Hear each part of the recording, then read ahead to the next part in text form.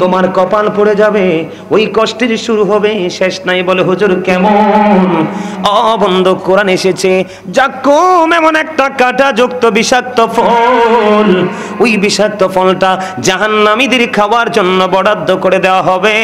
বন্ধু এটা তো বিষাক্ত জানো না, এটা যদি ওই হরিপুর বাজারের মধ্যে যদি একটা ফোঁটা পড়ে রে, বন্ধু নারায়ণগঞ্জের জমিনে, ঢাকা নারায়ণগঞ্জ হরিপুরের জমিনে যদি একটা ফোঁটা পড়ে রে, বন্ধু গোটা পৃথিবীর মাটি বন্ধু বিষাক্ত হয়ে যাবে।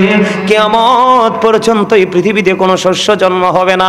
এই বিষাক্ত যাক্কুম জাহান্নামীদের খাবার রে, বন্ধু খাইতে হবে। তুমি সেদিন কি করবা?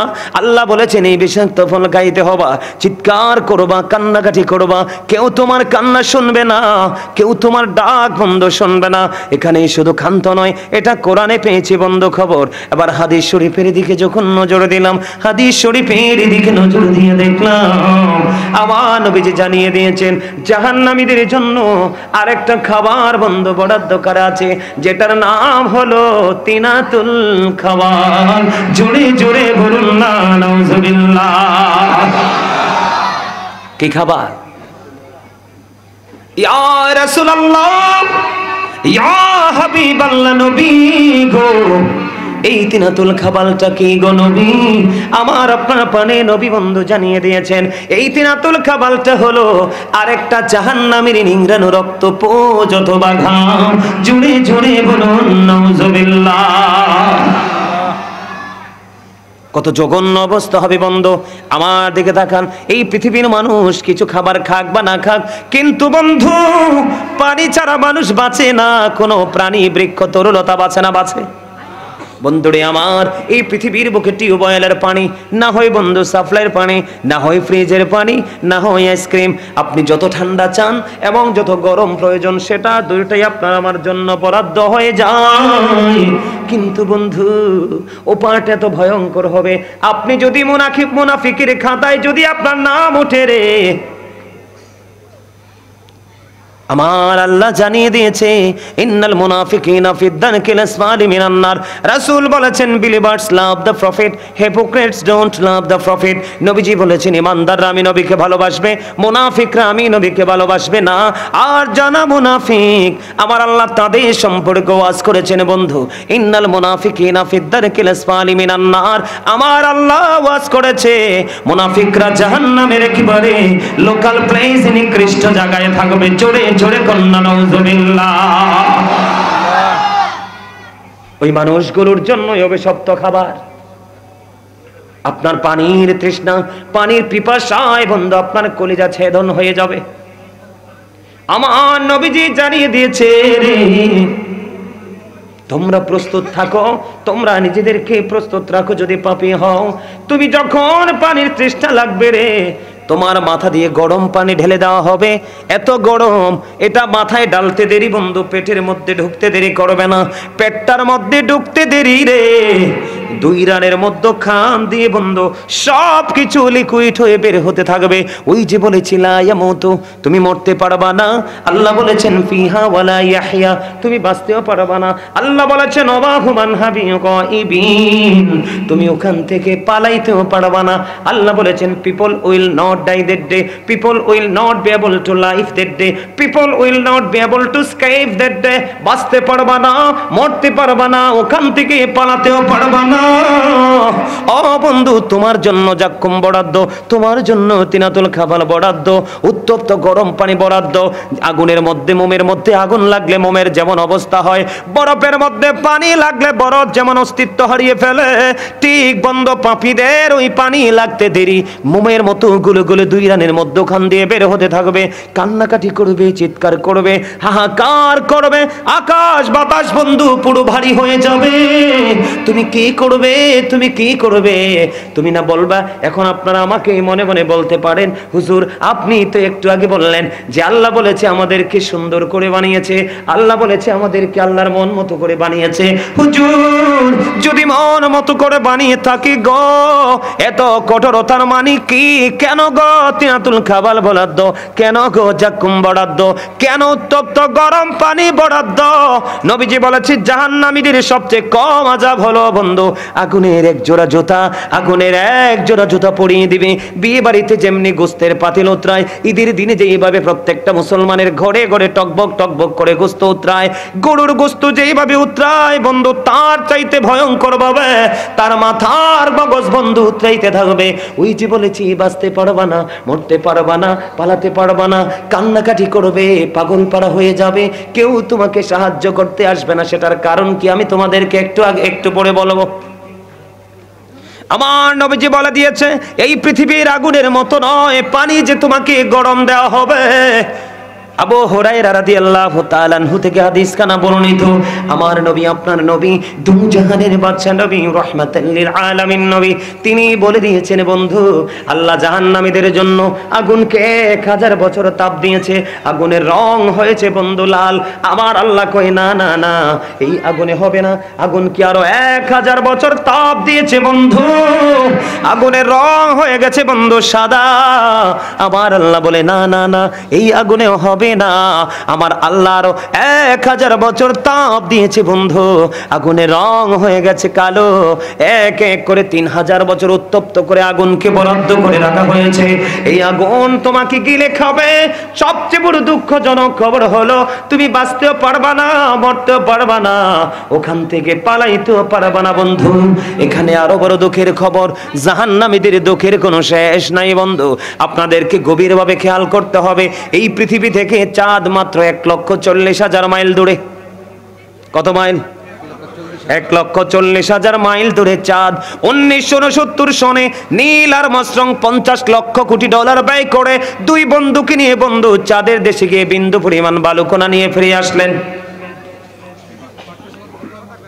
আর সূর্যটাই পৃথিবী থেকে 9,13,00,000 মতান্তরে 30 লক্ষ মাইল দূরে। বুঝে নেন আমি কি বলি? সূর্যটা পৃথিবী থেকে 9,13,00,000 মাইল দূরে। সূর্যের আলো পৃথিবীতে আসতে সময় লাগে মাত্র 20 প্রতি বন্ধু 8 মিনিট 20 সেকেন্ড। প্রতি সেকেন্ডে 1,86,000 মাইল বেগে পৃথিবীর দিকে ছুটে আসে। এই সূর্যের তাপ অনেক আবরণ ভেদ করে মাথায় লাগে, সইতে পারি না। যারা পাপী হবে কাল হাসরের ময়দানে তাদের মাথার উপর বন্ধু সূর্যটা থাকবে। ও বন্ধু সূর্যের তাপে এতটা উত্তপ্ত হবে, এত তাপ হবে, ডিরেক্টলি সেদিন তাপ লাগবে, ঘেমে যাবে, গ্রামের মধ্যে দুর্গন্ধ হবে, চিৎকার করবে। ও বন্ধু তার জন্য দুর্বিষহ হয়ে উঠবে সেই পরিবেশ। কিন্তু বাঁচতে পারবা না, মরতে পারবা না, পালাতে পারবা না। কিন্তু আজকের এই নারায়ণগঞ্জ, ঢাকা নারায়ণগঞ্জ, হরিপুরের মানুষ, বিশেষ করে যুবক, আমি তোমাদের কাছকে আশ্বস্ত করে যাই, আমার নবীজির 2টা হাদিস, তোমরা যৌবনকালে যদি সারা জীবন পাপ করেছো, কিন্তু আজকে আমার আলোচনার পরে তোমার অন্তরে ভয় ঢুকেছে। কি ঢুকেছে? ভয় ঢুকেছে। কথা বলে না আরো জোরে। আমার আলোচনার পরে আপনাদের অন্তরে কি ঢুকেছে?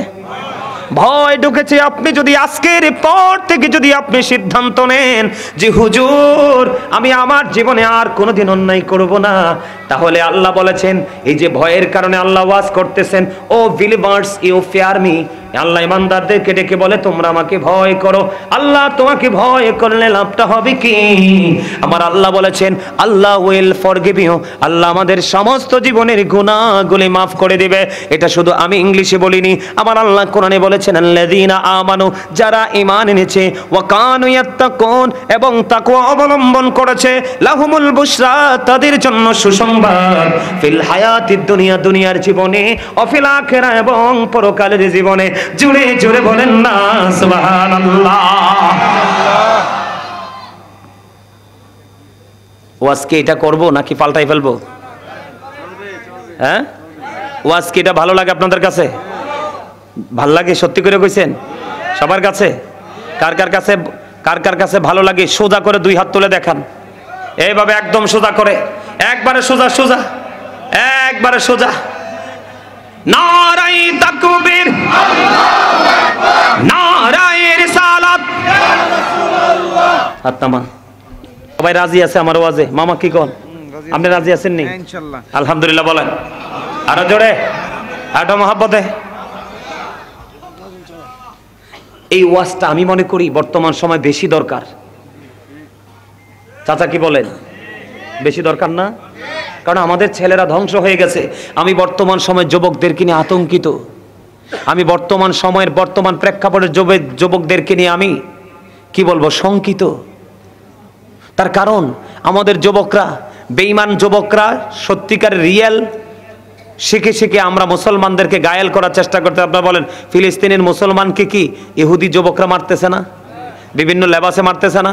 আমরা মুসলমানরা সব জায়গায় মাইর খাই। তার কারণ হলো আমরা আল্লাহ রাসূলের দেখানো পথে চলি, এই জন্য আমাদের এই অবস্থা। আমি কি বলেছি এদিক তাকান, আমি বানাইয়া কথা বলার অভ্যাস নেই, আপনারা ভালো করে জানেন। আল্লাহ কি বলেছেন? আল্লাহ বলেছেন যারা ঈমান এনেছে, ঈমান আনার পরে যার অন্তরে ভয়, যার অন্তরটাকে আল্লাহর ভয়ে কি করতে পেরেছে, কম্পন সৃষ্টি করতে পেরেছে, আল্লাহ বলেছেন তুমি আর টেনশন করো না, তোমার জন্য সুসংবাদ, লাহুমুল বুশরা ফিল হায়াতিদ দুনিয়া ফিল আখিরা, তোমার জন্য সুসংবাদ দুনিয়ার জীবনে এবং। আমি বলতেছিলাম হরিপুরের আমার যুবক বন্ধু, হৃদয় উজাড় করে তোমরা শোনো, কারণ তোমরা আছো বন্ধু পাপের শহরে। আমার কথা কয় না? আপনারা পাপের শহরে আছেন না? ঢাকার শহর না, বাংলাদেশের প্রত্যেকটা সিটি হলো পাপের নগরী। কারণ শহরে যেই পরিমাণ অন্যায় অপরাধ পাপ হয়, গ্রামে এই পরিমাণ পাপ হয় না। ঠিক কিনা বলেন? আরো জোরে বলেন। এই জন্য আমার নবীজি বলেছেন তোমার দিন এবং দুনিয়ার কাজ না থাকলে ঘর থেকে বের হইও না। নবী গো কেন বের হব না?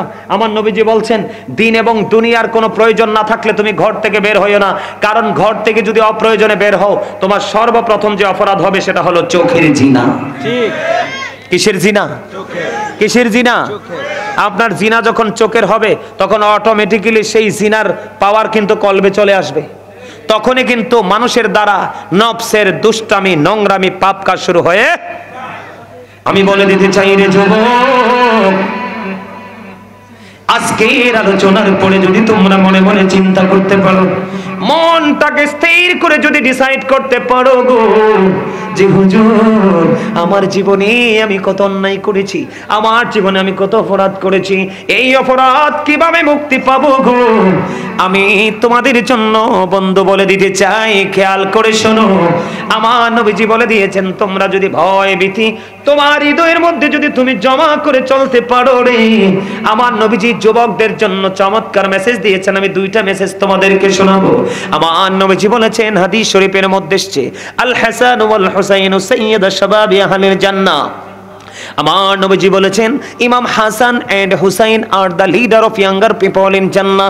আমার নবী, আপনার নবী, তু জাহানের বাদশা নবী, তিনি বলেছে ও ঢাকা, নারায়ণগঞ্জ, হরিপুরের যুবক, আমি হৃদয় থেকে বলছি রে বন্ধু, আমার নবী বলেছে তোমার টেনশন করতে হবে না, তোমার জন্য জান্নাতে লিডার হয়ে যাবে আমার নবীজির কলিজার টুকরা দুইটা, ইমাম হাসান হুসাইন, দুই ভাই।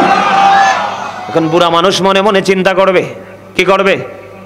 বুড়া মানুষ মনে মনে চিন্তা করবে, বলে হুজুর আমরা কি বুড়া হইয়া ফালানি গেলাম? না না না, আপনারা বুড়া তো হইছেন এই দুনিয়ায়, আপনি যদি আল্লাহর প্রিয় হয়ে কবরে যান, আপনাকে একবারে তাগড়া জোয়ান বানাইয়া জান্নাতে ঢোকানো হবে। 30-35 বছরের জোয়ান, জোরে জোরে কন্যা সুবহানাল্লাহ। খবর মজা নি চাচা? মজা লাগে? লাগে? আলহামদুলিল্লাহ বলেন। আরে আল্লাহ রে, আলহামদুলিল্লাহ তো মজা হয় না, লবণ ছাড়া খাবারের মতন। এই আপনি সারা জীবন আলহামদুলিল্লাহ কইলে আপনাকে যে আল্লাহ নিয়ামত দিয়েছে সে শুকরগুজার করতে পারবেন? আপনাকে তো আল্লাহ শিয়াল বানাইতে পারতো, কুকুর বানাইতে পারতো, জঙ্গলের নিকৃষ্ট প্রাণী বানাইতে পারতো। আল্লাহর সমস্ত সৃষ্টির মধ্যে শ্রেষ্ঠ হলো মানুষ, সুবহানাল্লাহ কোন? এর মধ্যে শ্রেষ্ঠ হলো মুসলমান, সুবহানাল্লাহ বলেন না? সুবহানাল্লাহ। আখির নবীর উম্মত আমরা দামি, আলহামদুলিল্লাহ তো চিল্লায় বলা দরকার। অল প্রেজ ইজ টু আল্লাহ, সমস্ত প্রশংসা আল্লাহর জন্য। লাভ ফর আল্লাহ, ভালোবাসাও, হেট ফর আল্লাহ, ঘৃণাও আল্লাহর জন্য। সুবহানাল্লাহ বলেন না কেন? আরো জোরে। আপনারা মনে মনে কননি যে হুজুর সুবহানাল্লাহ খালি কইতেই কয়। এই সুবহানাল্লাহ কইবেন আপনি আপনার নিজের জন্য। কার জন্য? আমার জন্য না, আপনার জন্য। কারণ আমি আপনাকে যা দিচ্ছি এটা আপনার নিজের জন্য দিচ্ছি। কারণ আল্লাহ আমাকে দায়িত্ব দিয়েছে, O believer save yourself and your families from the fire. Allah ইমানদারকে বলেছে তুমিও জাহান্নাম থেকে বাঁচো, তোমার পরিবারকেও বাঁচাও। আপনারা সবাই আমার পরিবারের একটা অংশ, কারণ আপনারা যেহেতু নবীর প্রেমিক, আখির নবীর উম্মত। সেই সুবাদে আমরা একজন আরেকজনের না, নাকি আমাদের মধ্যে দূরত্ব আছে? আমরা একে অপরের। যুবক, ওই যে আমি বলেছি আমার দিকে তাকাও, সূর্যটা 9,13,00,000 মাইল দূরে। সূর্যের আলো পৃথিবীতে আসতে সময় লাগে মাত্র 8 মিনিট 20 সেকেন্ড। অনেক আবরণ ভেদ করে বন্ধু সূর্যের কিরণ আপনার আমার কাছে আসে। হিট স্ট্রোকে অনেক মানুষ বন্ধু মারা যায়, যাই কি যায় না? এত দূর থেকে সূর্যের আলো আসে, সইতে পারি না। কাল হাসরের দিন এটা একেবারে সোয়া হাত উপরে থাকবে, গলে যাবে রে, বডি ঘামের মধ্যে ডুবে যাবে, দুর্গন্ধময় হয়ে যাবে বন্ধু পরিবেশ। তুমি কান্নাকাটি করবা, কিন্তু সেই দিনও যুবকদের জন্য, আল্লাহ আল্লাহ রাসূলের প্রেমিক যুবকদের জন্য সেই দিনও আমার আল্লাহ নিয়ামত দিয়েছেন। সেই নিয়ামত হলো বন্ধু হাদিস শরীফের মধ্যে এসেছে, আপনার আমার প্রাণের নবী তিনি জানিয়ে দিয়েছে, তিনি বলে দিয়েছে, ও হরিপুরের যুবক তোমরা শোনো, আমার আল্লাহ কাল হাসরের ময়দানে আল্লাহর আরশের ছায়ার নিচে 7 শ্রেণীর মানুষের জায়গা দিবে। কয় শ্রেণীর? 7টা দলকে। কয়টা দল? বলে হুজুর আরশের নিচে কেন দিবে? আসমানের নিচে কি জায়গা হবে না? সেদিন তো আসমান থাকবেই না। কে? আল্লাহ বলেছেন সূরা ইনফিতরের শুরুতে 30 পারা, আল্লাহ বলেছেন ইদাস সামাউ ফাতারাত وَإِذَا الْكَوَاكِبُ انتَثَرَتْ وَإِذَا الْبِحَارُ فُجِّرَتْ। আকাশ বন্ধু ভেঙে চলে যাবে, তারকাগুলো ঝরে ঝরে পড়বে, সমুদ্র উদ্বেলিত হয়ে যাবে। ও বন্ধু সেই দিন আল্লাহর আরশের ছায়া ছাড়ার কোনো ছায়া থাকবে না। আমার আল্লাহ জানিয়ে দিয়েছে, রে বান্দা তোমরা টেনশন করো না। ওই সেই দিন যৌবনকালে তুমি আমল করেছো, যৌবনকালে তুমি আলেমদের সাথে প্রেম করেছো, যৌবনকালে তুমি বেশি বেশি করে তওবা করেছো, এই কাজ করতে করতে তুমি আল্লাহর প্রিয় হয়ে গেছো। আমার নবীজি জানিয়ে দিয়েছে তোমার জন্য এই 7টা দলের মধ্যে একটা দল থাকবে সেদিন আল্লাহ এবং আল্লাহর হাবিবের প্রেমিক যুবক। আরো জোরে, আরো জোরে। খবরটা খুব মজার না? আপনাদেরকে আমি আরেকটু মজা দেই, সহজে আপনারা আরো বেশি আশ্বস্ত হবেন আল্লাহ কতটা দয়ার সাগর সেটা বুঝতে পারবেন। শয়তান আল্লাহরে কয়, আল্লাহ আমি তোমার ওই বান্দাগুলোকে ওই পর্যন্ত ধোঁকা দিতে থাকবো যেই পর্যন্ত তার দেহে প্রাণ আছে। আমার আল্লাহটা ডাক দিয়ে বলে, শয়তান তুমিও শোনো, আমিও কথা দিলাম আমি আমার ওই বান্দাকে ওই পর্যন্ত ক্ষমা করতে থাকবো যেই পর্যন্ত তারা ক্ষমা চাইতেই থাকবে। সুবহানাল্লাহ, জোরে জোরে বলেন না সুবহানাল্লাহ। বন্ধুরে আমার, তাহলে আমরা ক্ষমা চাইবো কিনা আল্লাহর কাছে? তওবা করবো কিনা? আপনি যদি তওবা করতে গিয়ে মাছের মাথার সমপরিমাণ একটা ফোঁটা চোখের পানি যদি আপনি ফালান, আমার নবীজি কথা দিয়েছে একটা ফোঁটা মাছের মাথার সমপরিমাণ একটা ফোঁটা চোখের পানি যদি তুমি ফালাও, আমার আল্লাহ তোমার জন্য জান্নাত বরাদ্দ করে দিবে। এবার একটা ঘটনা বলি, ছোট্ট একটা হাদিস বন্ধু। জোহাইনা গোত্রের এক মহিলা ব্যভিচার করলেন, ব্যভিচারের মাধ্যমে তিনি সন্তান ধারণ করলেন। সন্তান ধারণ করার পরে ওই মহিলার বাবা কি করলেন? আমার নবীজির জামানায় আমার নবীজি ওই জোহাইনা গোত্রের ওই মহিলাটাকে আমার নবীজির কাছে নিয়ে গেলেন, বিস্তারিত সকল কিছু খুলে খুলে বললেন। বিস্তারিত সকল কিছু খুলে খুলে বলার কারণে আমার নবীজি বললেন, যাও যাও, বাবাকে বললেন খেয়াল করেন আমরা সবাই পাপী, আমি যদি বলি পাপীকে সবাই হাত তুলবো, কিন্তু নেকিকে বললে কেউ হাত তুলবো না, কারণ আমরা নিজেদেরকে এখনো নেককার বলে দাবি করতে পারি না। বাবা মেয়েটাকে নিয়ে আসলো, ইয়া রাসূলুল্লাহ আমার এই মেয়েটা ব্যভিচার করলো, ব্যভিচার করার পরে তার গর্ভে সন্তান চলে আসলো। আমার নবীজি দেখে বললেন, যাও যাও যাও, তুমি তোমার মেয়েটাকে তোমার বাড়ি নিয়ে যাও, ওই পর্যন্ত তাকে যত্ন সহকারে লালন পালন করতে থাকো। কি করতে থাকো? তাকে যত্ন সহকারে লালন পালন করতে থাকো। তুমি তাকে যখন সন্তান প্রসব করবে তখন এই মহিলাটাকে তুমি আমার কাছে নিয়ে আইসো। এই কথা যখন বললেন, এবার বাবা কি করলেন, মেয়েটাকে নিয়ে বাড়ি চলে গেলেন। মেয়েটাকে বন্ধু আদর যত্ন করে লালন পালন করে করে বন্ধু বড় দিন যখন ফুরিয়ে গেল, বাচ্চা যখন প্রসব করলো, করার পরে নবীজির কাছে নিয়ে আসলো। আসার পরে প্রাণের নবীজি গভীর খেয়াল। আপনি চিন্তা করবেন আল্লাহ রাব্বুল আলামিন বান্দার প্রতি কতটা দয়াময় বন্ধু। এবার মেয়েটাকে যখন নিয়ে আসলো, আনার পরে ওই মেয়েটাকে আমার নবীজি বললেন তুমি গর্ত খনন করো। গর্ত খনন করার জন্য অর্ডার করলেন, গর্ত খনন করা হলো। এবার বললেন তার বডির কাপড় দিয়ে তাকে বেঁধে ফেলা হলো। বাঁধার পরে তাকে গর্তের মধ্যে ফালানো হলো। গর্তের মধ্যে ফালাইয়া পাথর নিক্ষেপ করতে শুরু করলো। পাথর নিক্ষেপ করতে করতে করতে করতে বন্ধু একটা সময় মহিলাটা ইন্তেকাল করলো। ইন্না লিল্লাহি ওয়া ইন্না ইলাইহি এই গর্ত পাথর মারতে মারতে বন্ধু এই মহিলাটা ইন্তেকাল করলো। মহিলাটা ইন্তেকাল করার পরে সকল সাহাবায়ে কেরাম টেনশনে পড়ে গেল। আমার নবীজির অর্ডারে তাকে পাথর মারা হলো। পাথর মারতে মারতে মারতে মারতে তাকে হত্যা করা হলো। এবার কে রে ওই মহিলার জানাজা পড়াবে? এটা একটা চিন্তার কথা কিনা বলেন? কারণ নবীজি তো সামনে আছে। এখানে সমাধান একমাত্র আপনার আমার প্রাণের নবীজি দিবেন। বন্ধুরে আমার, সবাই টেনশন করতে করতে আমার নবী সেটার অবসান ঘটিয়ে দিলেন। অবসানটা হলো এমন, ও বন্ধু আপনার আমার প্রাণের নবী এবার ওই মহিলার জানাজা পড়ায় দিলেন। জোরে জোরে কন্যা সুবহানাল্লাহ। কি করে দিলেন? এই মহিলাটার জানাজা পড়িয়ে দিলেন। ওই মহিলাটার যখন জানাজা পড়িয়ে দিল, জানাজা পড়িয়ে দেওয়ার পরে কেউ সাহস করে না আমার নবীকে প্রশ্ন করতে, কিন্তু হযরতে ওমর একটা ডাক দিয়ে বললেন, ইয়া রাসূলুল্লাহ, ইয়া হাবিবাল্লাহ, নবী গো, ও প্রাণের নবী, আপনি তো বললেন তাকে পাথর মারার জন্য। পাথর মারতে মারতে মারতে মারতে তাকে হত্যা করা হলো। ইয়া রাসূলুল্লাহ, এখন আমি দেখতে পাইলাম আপনি নবী তাকে জানাজা পড়িয়ে দিয়েছেন। ইয়া রাসূলুল্লাহ, ইয়া হাবিবাল্লাহ, নবী গো, এটা কেমন করে সম্ভব? এবার আমার নবীজি একটা ডাক দিয়ে বললেন, তোমরা তো জানো না এই মহিলাটা এমন তওবা করেছে যে তওবাটা মদিনার জঘন্য 70 জন পাপীকে যদি ভাগ করে দেওয়া হয়, ওই একটা মহিলার তওবা 70 জন পাপীর ক্ষমার জন্য যথেষ্ট হয়ে যাবে। আপনারা বলেন ওই মহিলার জানাজা আমার নবী পড়াতে পারে কি পারে না? তাহলে ব্যভিচার করে সন্তান ধারণ করলো। আমার নবীজি বললেন আল্লাহ রাব্বুল আলামিন তাকে কবুল করে নিয়েছে। এমন তওবা করেছে, মদিনার 70 জন পাপীকে যদি একটা মহিলার তওবা ভাগ করে দেওয়া হয় তাহলে সকলের কি গুনাহ মাফের জন্য যথেষ্ট হয়ে যাবে। তাহলে তওবায় আমাদের দাম বাড়াবে না কমাবে? আরো জোরে বলেন, আরো জোরে। তাহলে আমরা অন্যায় করেছি, অপরাধ করেছি, অপরাধের জন্য আমরা কি করব? আল্লাহর কাছে ক্ষমা চাইব। আল্লাহর কাছে ক্ষমা চাইলে কি দাম কমে না বাড়ে? আরো জোরে বলেন, আরো জোরে।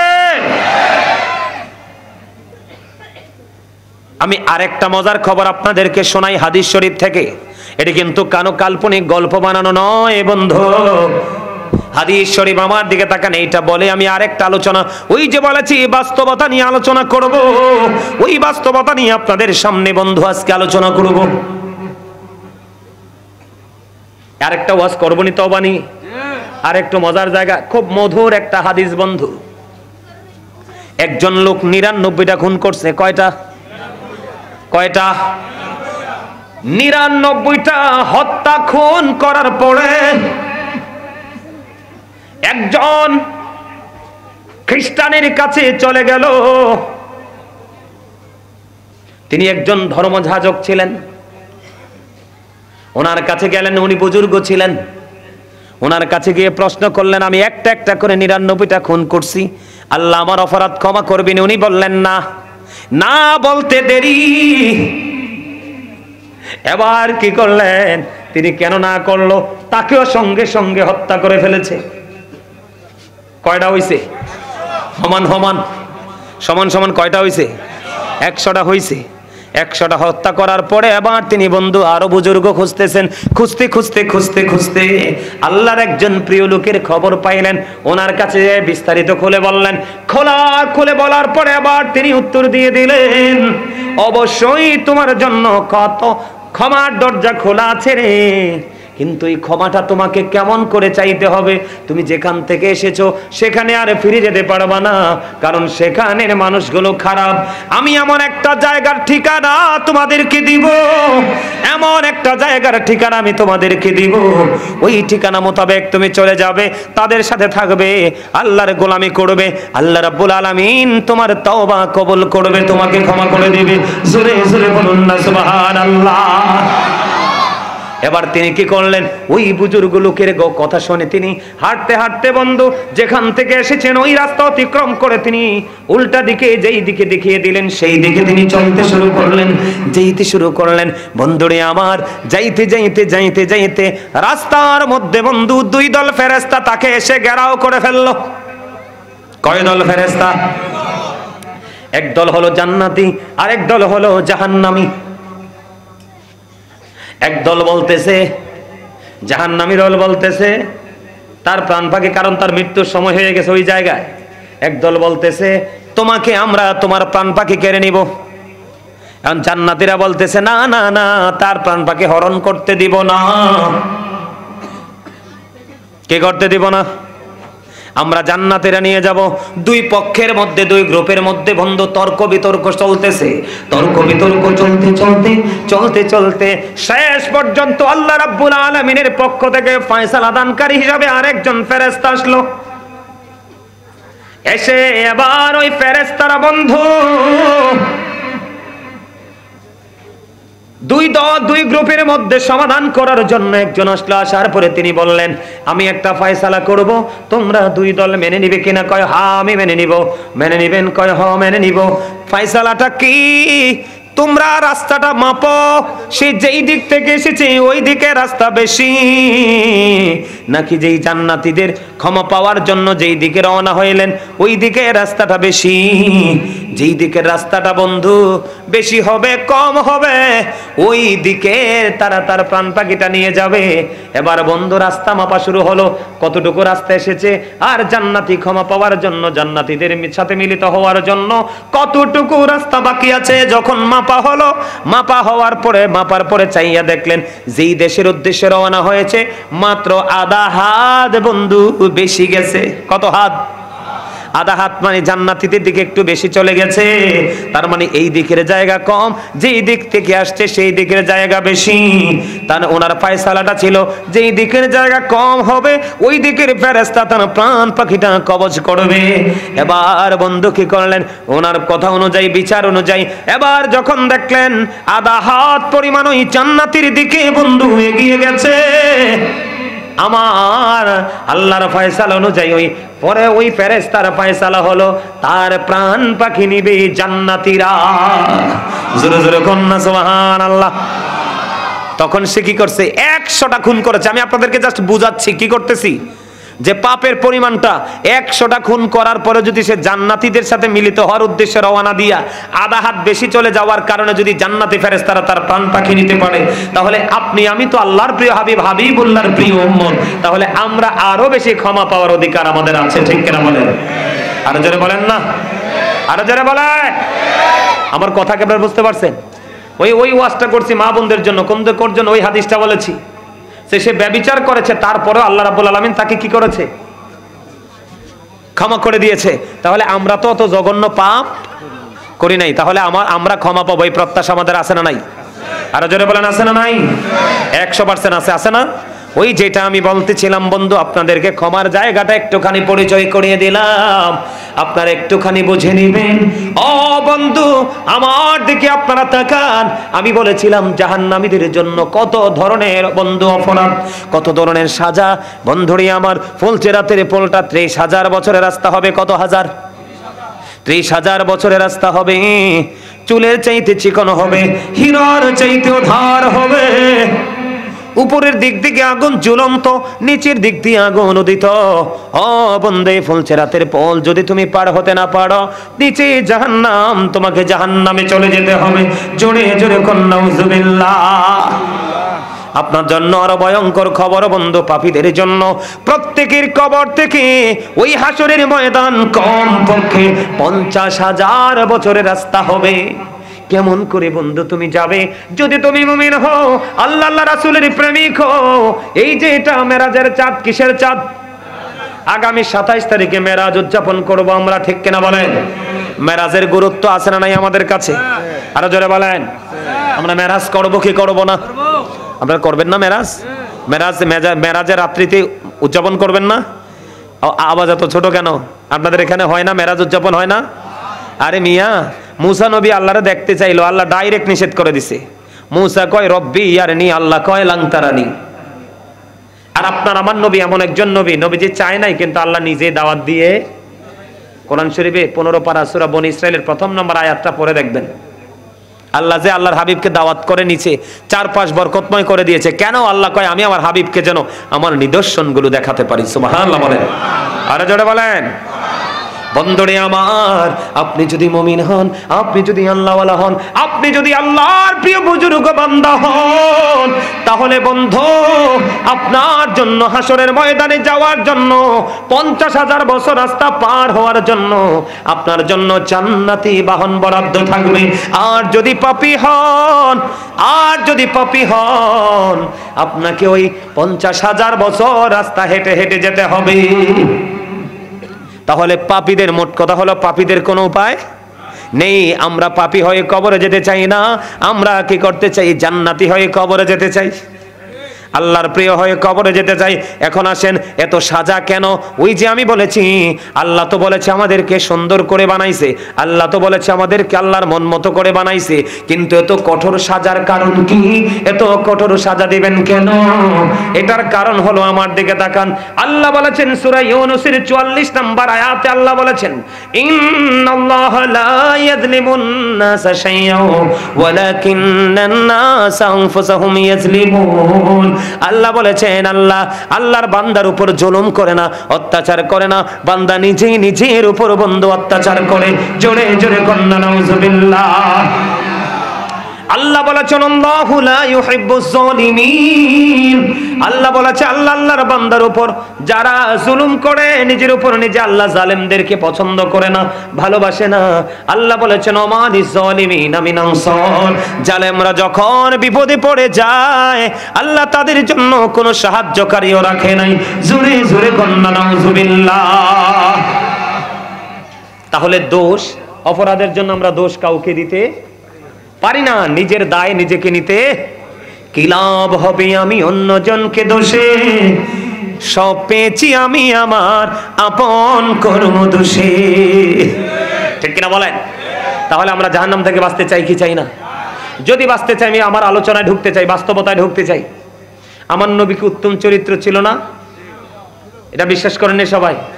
সবাই সবাই বিশ্বাস করেন? আপনি যারা বিশ্বাস করেন না তাদেরকে বলি, কোরআন শরীফের 29 পারা সূরা কলাম খুলে দেখবেন, আল্লাহ বলেছেন ওয়া ইন্নাকা লাআলা খুলুকিন আযীম। আল্লাহু আকবার বলেন। আমার রাসূল ছিলেন উত্তম চরিত্রের অধিকারী। জোরে জোরে কন্না সুবহানাল্লাহ। শুধু উত্তম চরিত্রের অধিকারী ছিলেন না, তিনি ছিলেন শ্রেষ্ঠ ট্রুথফুল। আলহামদুলিল্লাহ বলেন, আরো জোরে বলেন আলহামদুলিল্লাহ। এই আমার নবীজির কথাগুলো আপনাদের বিশ্বাস 100% হয়তো। এখন কিন্তু অনেকেই কাছে থেকে বলে হয়, দূরে গেলে মানে না। কিন্তু নবীজি যে সত্যবাদী, নবীজির কথার মধ্যে যে বিন্দু পরিমাণ কোনো গলদ নাই, এটা আপনার এটাকে ইনসিওর করেছে কারা? বেঈমান কাফেরেরা। কারা? আরো জোরে বলেন কারা?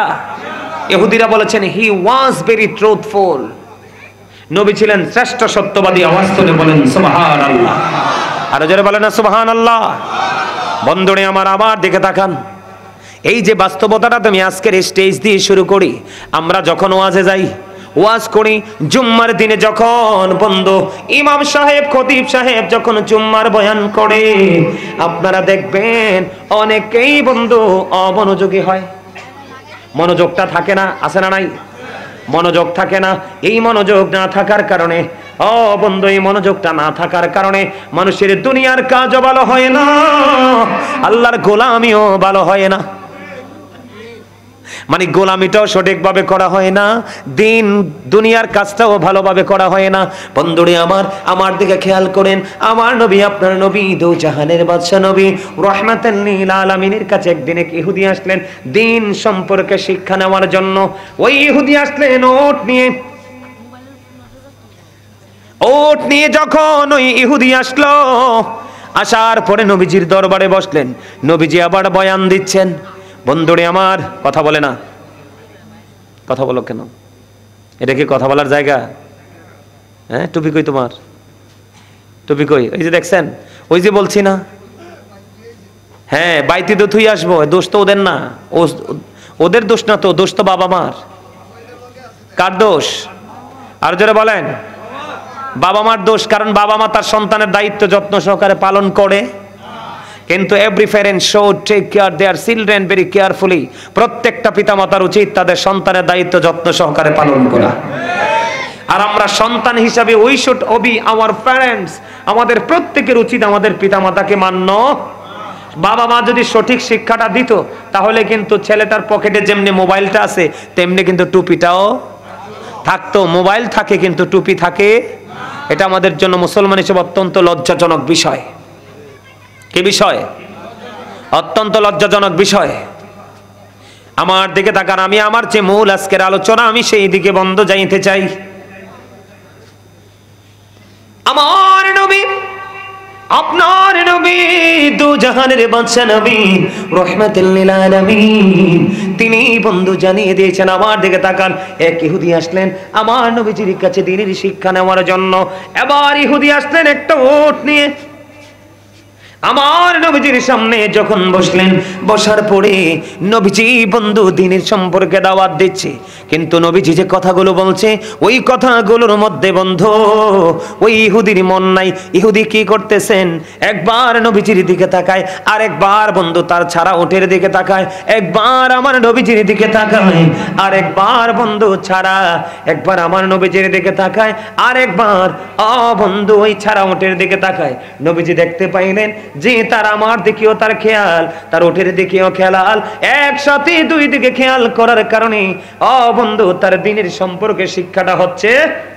এবার আমার নবীজি তাকে ধমক দিলেন না, তার প্রতি বিরক্ত হলেন না, তার প্রতি রাগান্বিত হলেন না।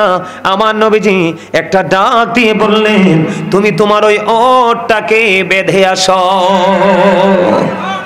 কি করে আসো? এখানে বাস্তবতাকে নবী মূল্যায়ন করেছে কিনা? বলে হুজুর বাস্তবতা কোনটা? বাস্তবতা হলো বন্ধু ওই মরুচারীদের জন্য গুরুত্বপূর্ণ অর্থনৈতিক ভূমিকা রাখতো বন্ধু লালুট। এই মরুচারীদের জন্য গুরুত্বপূর্ণ সম্পদ ছিল বন্ধু ওট। এই জন্য আমার নবী তার সম্পদকে সুরক্ষিত করতে বলেছেন। তার কারণ হলো ওটটা ছাড়া ছিল, ওটটা ছেড়ে দিলে এইটা যদি মনের অজান্তে অন্য কোনো গন্তব্যে, অজানা গন্তব্যে চলে যায়, এই জন্য আমার নবীজি বলেছেন তুমি তোমার সম্পদকেও সুরক্ষিত করো এবং তুমি তোমার দ্বীন সম্পর্কে যে শিক্ষা নিতে এসেছো তুমি শিক্ষাটাও নিয়ে যাও। পরে ওই ইহুদি বন্ধু ওটটাকে বেঁধে পড়ে নবীজির বক্তব্য শুনলেন। জুড়ে জুড়ে কন্যা সুবহানাল্লাহ। আজকে যে আপনি জান্নাতের বাগানে এসেছেন, এটার সাথে এক্সাম্পল হলো এই মাহফিল বছরে একবার হবে। আপনাকে যেই সম্পদ, আপনাকে যেই কাজ আপনার মনোযোগ থেকে দূরে রাখবে, আপনি একজন মুমিন হিসাবে আমার রাসূলের শিক্ষা অনুযায়ী আপনার উচিত হলো বন্ধু আপনার কি করা? যেই টেনশনটা আপনাকে এই জায়গা থেকে দূরে রাখবে, ওই টেনশনটাকে মিটিয়ে তারপরে এসে বসা। তার মানে আপনি আমলকে আমলের মতো করেন, ওই আপনার যে টেনশন, আপনাকে যে জিনিসটা বিচলিত করে, ওইটাকে আপনি ফ্রি করে দিয়ে আসেন। জোরে জোরে কোন সুবহানাল্লাহ। আরো জোরে বলেন না সুবহানাল্লাহ। বন্ধুরে আমার দিকে তাকান, বাস্তবতাকে আমার নবী কেমন করে মূল্যায়ন করেছে।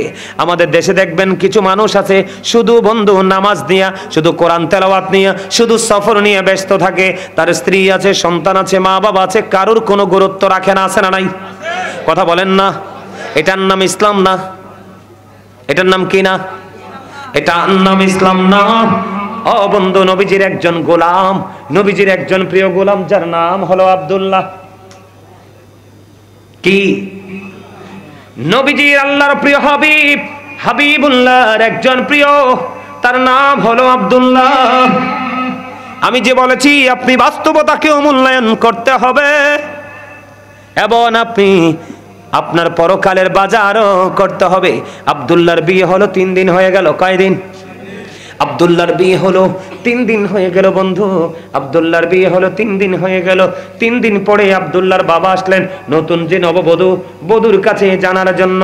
আমাদের দেশে, আমাদের বাংলাদেশে অনেকে নতুন বউয়ের খবর নেয় না শ্বশুরে, নেয় কি নেয় না? অনেক সময় শ্বশুর বউটা যদি ভালো হয়, ভদ্র হয়, অল টাইম বন্ধু পুত্রবধূর খবর রাখে, খেয়াল রাখে। আমাদের ইসলাম কত সুন্দর, নবীজি আমাদেরকে কেমন করে শিখিয়েছেন। আব্দুল্লাহর বিয়ে হলো 3 দিন হয়ে গেল। 3 দিন পরে আব্দুল্লাহর বাবা ওই বউকে প্রশ্ন করলো, বৌমা তুমি বলো আমার ছেলে তোমার সাথে কেমন আচরণ করছে। এবার ওই বউ নববধূ একটা ডাক দিয়ে বললেন, আজকে 3 দিন হয়ে গেল আপনার ছেলে ইবাদত নিয়ে ব্যস্ত, আমল নিয়ে ব্যস্ত, সে আল্লাহর গোলামি নিয়ে ব্যস্ত আছে। এই কথা বলার পরে ওই আব্দুল্লাহর বাবা একটা সেকেন্ড দেরি করলেন না। কেন দেরি করলেন না? ছেলে শুধু আমল করে আমল নিয়ে ব্যস্ত আছে। আজকে 3 দিন হয়ে গেল, আমি এখনো পর্যন্ত আমার স্বামীর চেহারাটা আমি কাছে থেকে দেখিনি। এই কথা বলতে দেরি। ও বন্ধু, আব্দুল্লাহর বাবা আবার বিচার নিয়ে গেলেন প্রাণের নবীর কাছে। ইয়া রাসূলুল্লাহ, ইয়া হাবিবাল্লাহ, নবী গো, আব্দুল্লাহ এক এক করে 3 দিন পার হয়ে গেল, নতুন বউ ঘরে রেখে এসেছে, মসজিদ থেকে বাড়ি যায় না, মসজিদে শুধু আমলরত অবস্থায় আছে, ইবাদতরত অবস্থায় আছে। এই কথা শুনতে দেরি। এবার প্রাণের নবী আব্দুল্লাহকে ডাকলেন। আব্দুল্লাহকে ডেকে বললেন, আব্দুল্লাহ তুমি শোনো, তুমি শুধু নামাজ পড়লেই চলবে না, মসজিদে পড়ে থাকলে চলবে না। তুমি শুধু নামাজ দিয়ে মসজিদে পড়ে থেকে আল্লাহর দিদার পাবে না, কারণ তোমার বিবির হক তোমার কাছে আছে। তোমার বিবির হক তোমাকে আদায় করতে হবে। জোরে জোরে বলুন না সুবহানাল্লাহ।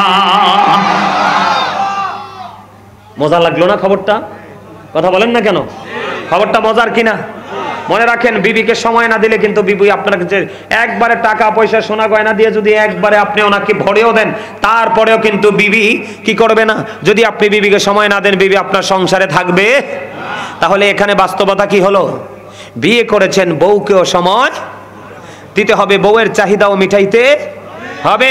তারপরে হবেন আপনি আমলদার, আল্লাহওয়ালা। আপনি একটা করেছেন, আরেকটা ছেড়েছেন, আপনি বাস্তবতাকে কুরবানি করে দিয়েছেন। এই আমল দিয়ে আল্লাহ রাব্বুল আলামিনের দিদার পাবেন। তাহলে এইভাবে যদি কোনো ছেলে চলে নবীজির কথা অনুযায়ী, বিবিকে বিবির মতো করে সময় দেয়, আল্লাহর গোলামি আল্লাহর গোলামির মতো করে করে, তাহলে ওই ছেলের জীবনে কোনো বিপদ আসবে? চলার পথে কোনো ত্রুটি হবে? ঘরে কোনো সংসারে কোনো অশান্তি আসবে? কিন্তু এখন আমাদের ঘরে ঘরে অশান্তি। তার কারণ আমরা বাস্তবতা কোনটা, বাস্তব কোনটা, এই মুহূর্তে আপনাদের জন্য বাস্তবতা কোনটা? যে মাহফিলটা প্রতিদিন হবে না, আজকে রাত্রে হয়েছে, আগামীকালকে হবে, আজকে শেষ, কিন্তু আবার 1 বছর পরে ঘুরে আসলে আমরা বাইচা থাকলে মাহফিলে অন্য নতুন কোন আলোচক আসবে, শুনবো। কিন্তু বাস্তব কথা হলো, আজকে যেহেতু কাছে পেয়েছি, আজকে আমরা শুনবো, আজকে 1 বছরের জন্য এখান থেকে হেদায়াত যেই আলোচনা হবে সেটার উপর ভিত্তি করে আমল করব। এটা কি বাস্তবতা না? কথা বলেন না কেন? এটাই তো বাস্তব। নবীজি বাস্তবতাকেও যথেষ্ট মূল্যায়ন করেছে। তাহলে আপনি যদি আপনার বিবির সাথে উত্তম ব্যবহার করতে পারেন, তাহলে আপনার সংসারে শান্তিময় হয়ে যাবে। জোরে জোরে বলেন ঠিক না বে ঠিক? আরো জোরে বলেন ঠিক না বে ঠিক? আর একটু মহাব্বতে বলুন ঠিক না বে ঠিক? এবার আসেন বন্ধু আমার, দিকে একটু নজর দেন। আমাদের মধ্যে অনেকে আছে না, খেয়াল করেন, আমাদের মধ্যে অনেকে আছে, একজন কিন্তু 5 ওয়াক্ত নামাজি, কি একজন কিন্তু 5 ওয়াক্ত নামাজি আল্লাহওয়ালা বুজুর্গ, সে শুধু নামাজ পড়ে ইবাদত করে, কিন্তু অর্থনৈতিক চাকা ঘোরানোর জন্য তার কোনো টেনশনই নাই। আমাদের মধ্যে এমন কিছু আছে না? আমাদের আপনারা বলেন, বাস্তব কথা হলো আপনি অর্থ ছাড়া জীবন চালাতে পারবেন? এখন অর্থের জন্য কি আপনাকে চাকরি করতে হবে না? হবে কি হবে না?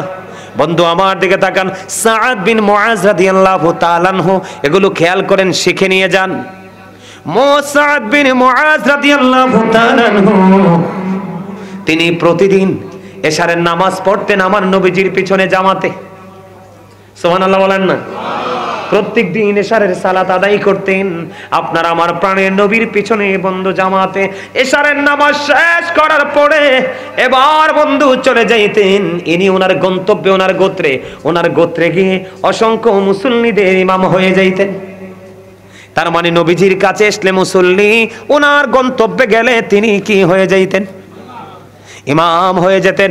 কিন্তু তিনি যখন এশারের নামাজ পড়াতেন বন্ধু, অনেক লম্বা কেরাত দিয়ে তিনি নামাজ পড়াতেন, অনেক লম্বা কেরাত দিয়ে তিনি নামাজ পড়াতেন।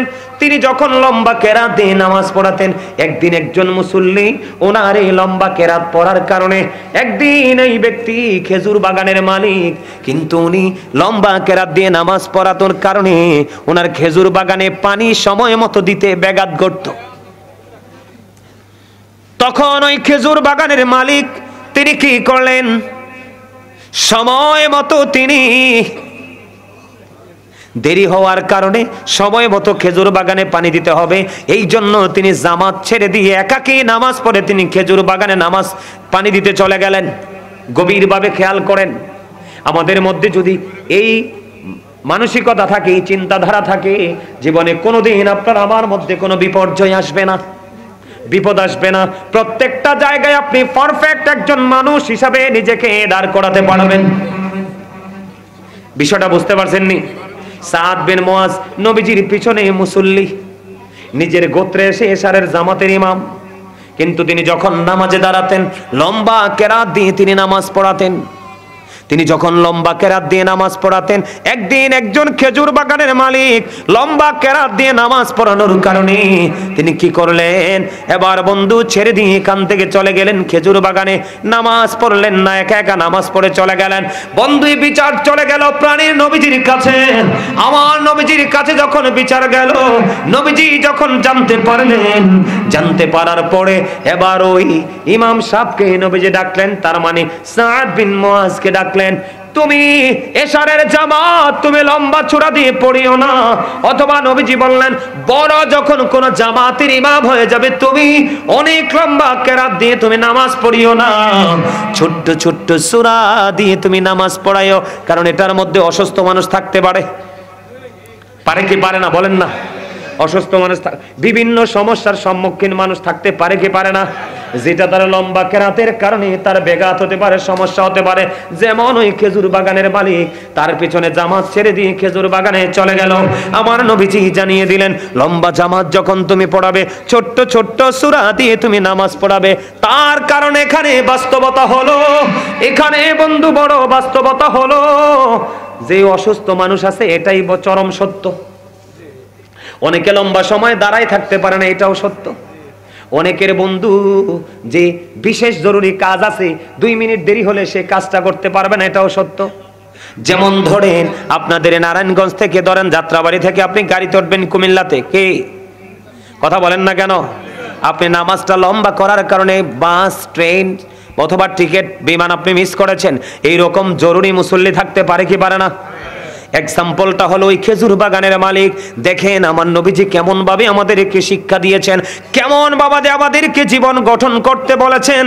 আমার নবীজি ইমাম সাহেবকে ডাকলেন, তুমি লম্বা করে নামাজ পড়িও না, ছোট্ট ছোট্ট সূরা দিয়ে নামাজ পড়াও, কারণ অনেক সমস্যার সম্মুখীন মানুষ থাকতে পারে।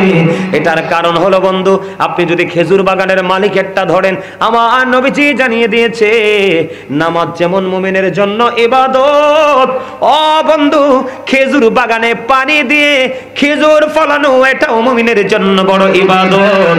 বাস্তব কথা হলো, আপনার অর্থনৈতিক চাহিদা যদি পূরণ করতে হয় সম্পদ লাগবে, খেজুর একটা অন্যতম গুরুত্বপূর্ণ সম্পদ। কথা কয় না কেন? আপনার শারীরিক এনার্জির জন্য গুরুত্বপূর্ণ ভূমিকা রাখে খেজুর। রাখে কে রাখে না বলেন? রাখে কে রাখে না?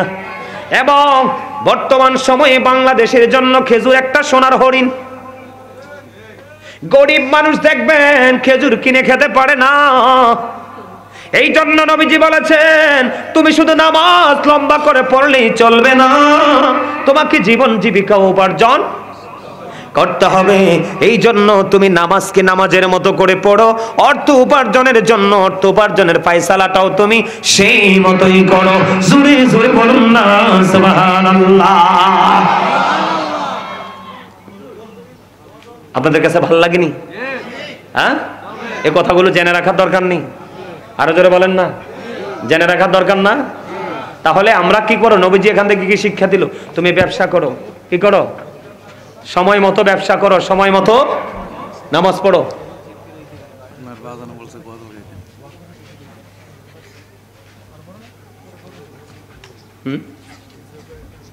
সুবহানাল্লাহ বলেন।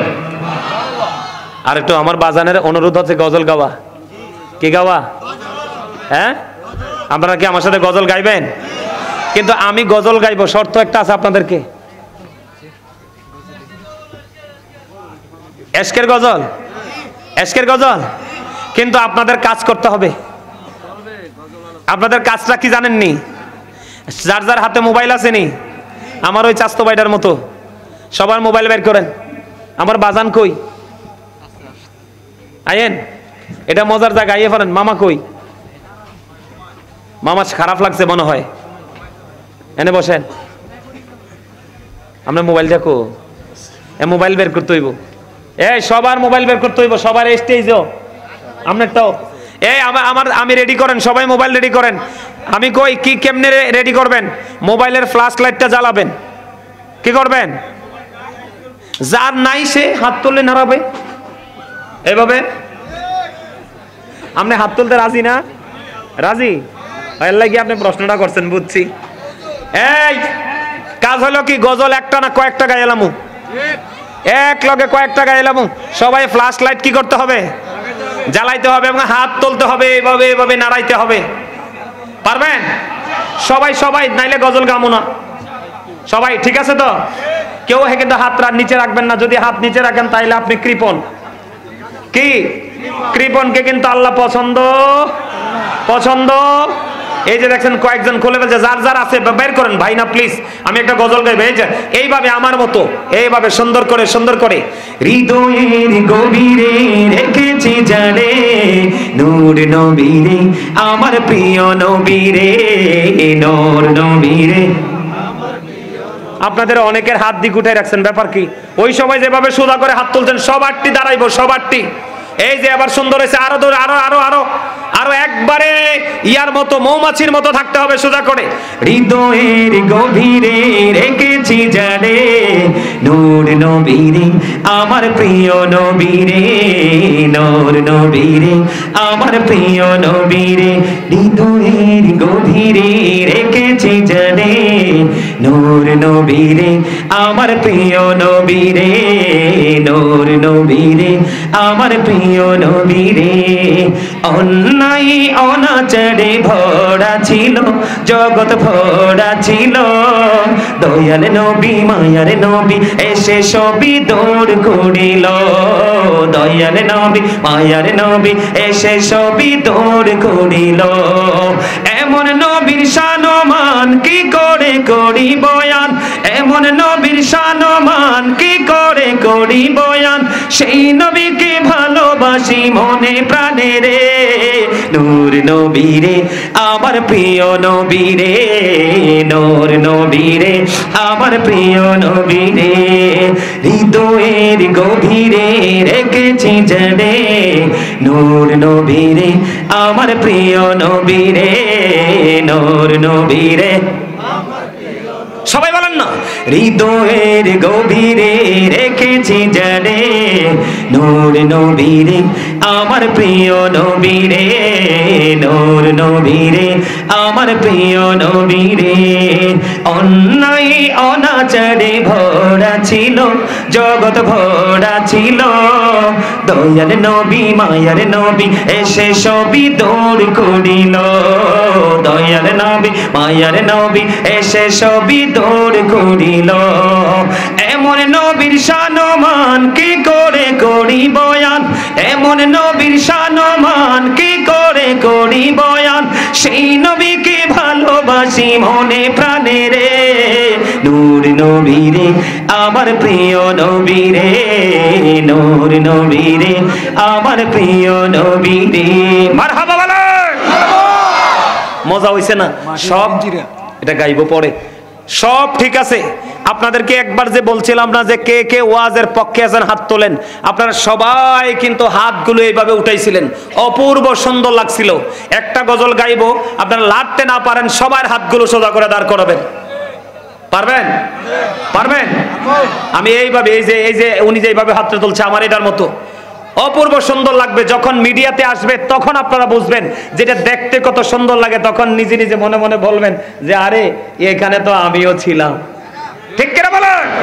আরে আরো জোরে। আমি এত দূরের থেকে আইছি বাজান, আমি কিন্তু স্ট্রং আছি, কিন্তু তারা কেন জানি এই বছর দুর্বল হয়ে পড়ছে।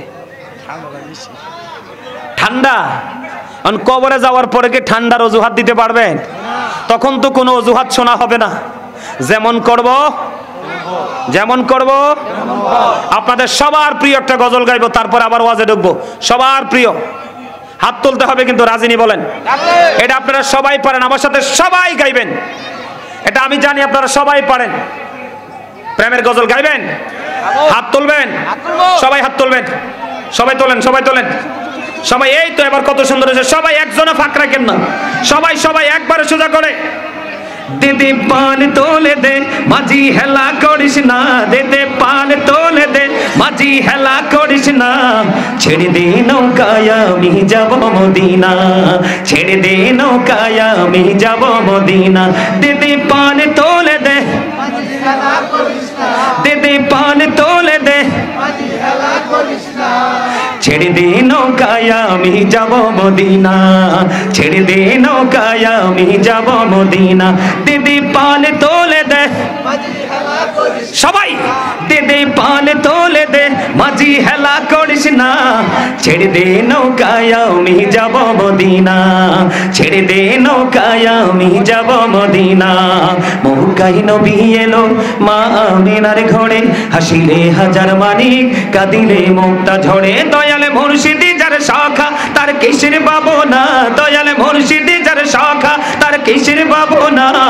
আমার হৃদয় মাঝে কাবা নয়নে মদিনা, আমার হৃদয় মাঝে কাবা নয়নে মদিনা। দিদি পান তোলে দে সবাই, দিদি পান তোলে দে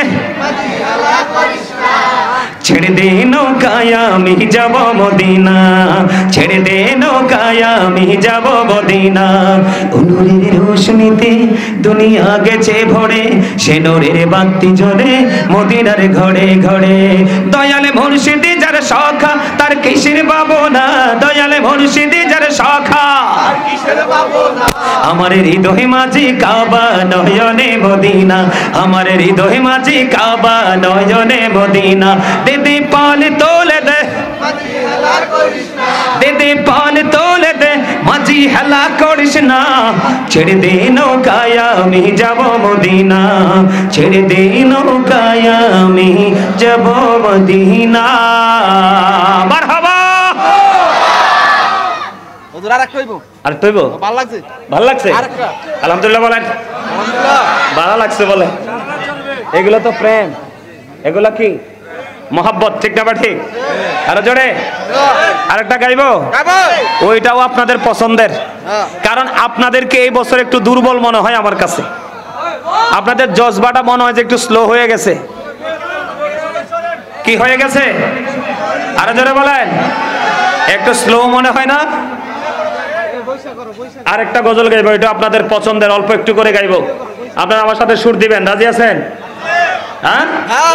গোলাপ নীলাম গাঁদা নীলাম নীলাম রজনী গন্ধা, মনির শোকে মালা গাঁথিব সকাল থেকে সন্ধ্যা।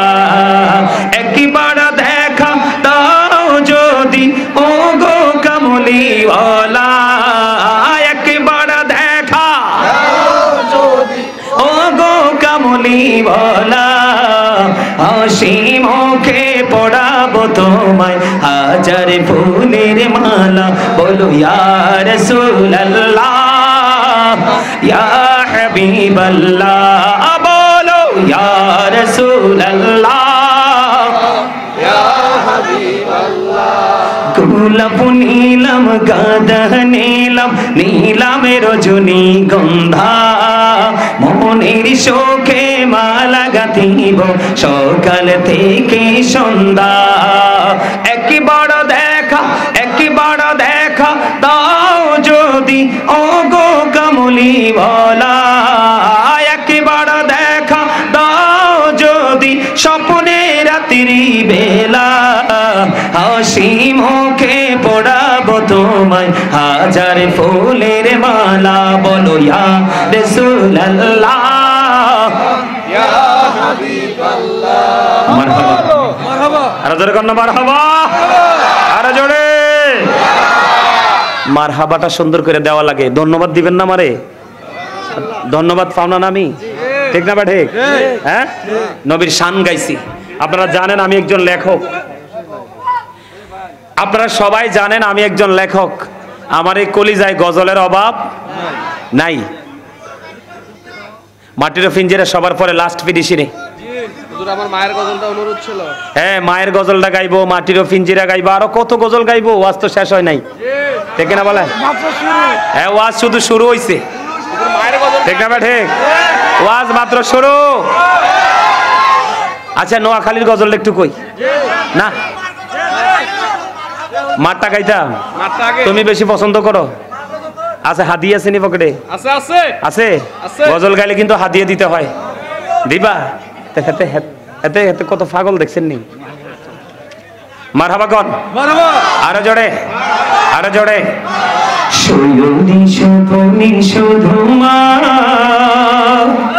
তোমার কথা মনে হয়। লাইটটাকে বন্ধ করে রাখবে। মার দাম কম না বেশি? পৃথিবীতে কোনো কিছুর সাথে মাকে বাবাকে তুলনা করা। তো সে মায়ের সামনে গজলটা গাইবো, পরিবেশটা ঠান্ডা থাকলে হইব? হ্যাঁ, আমরা কি হাতে ব্যথা পা? আপনারা গজল গান দেখবেন, আমি স্টিল হাত নাড়াইতে থাকবো, আমার মধ্যে কোনো ক্লান্তি আসবে না।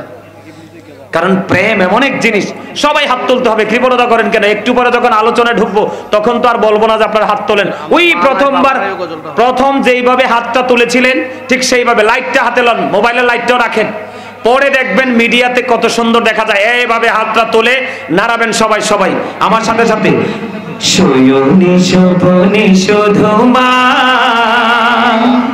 তোমার কথা মনে হয়, কতদিন দেখি না তোমার, ভুলে কি গেছো আমার, ভুলে কি গেছো আমার। শয়নে স্বপনে শুধু মা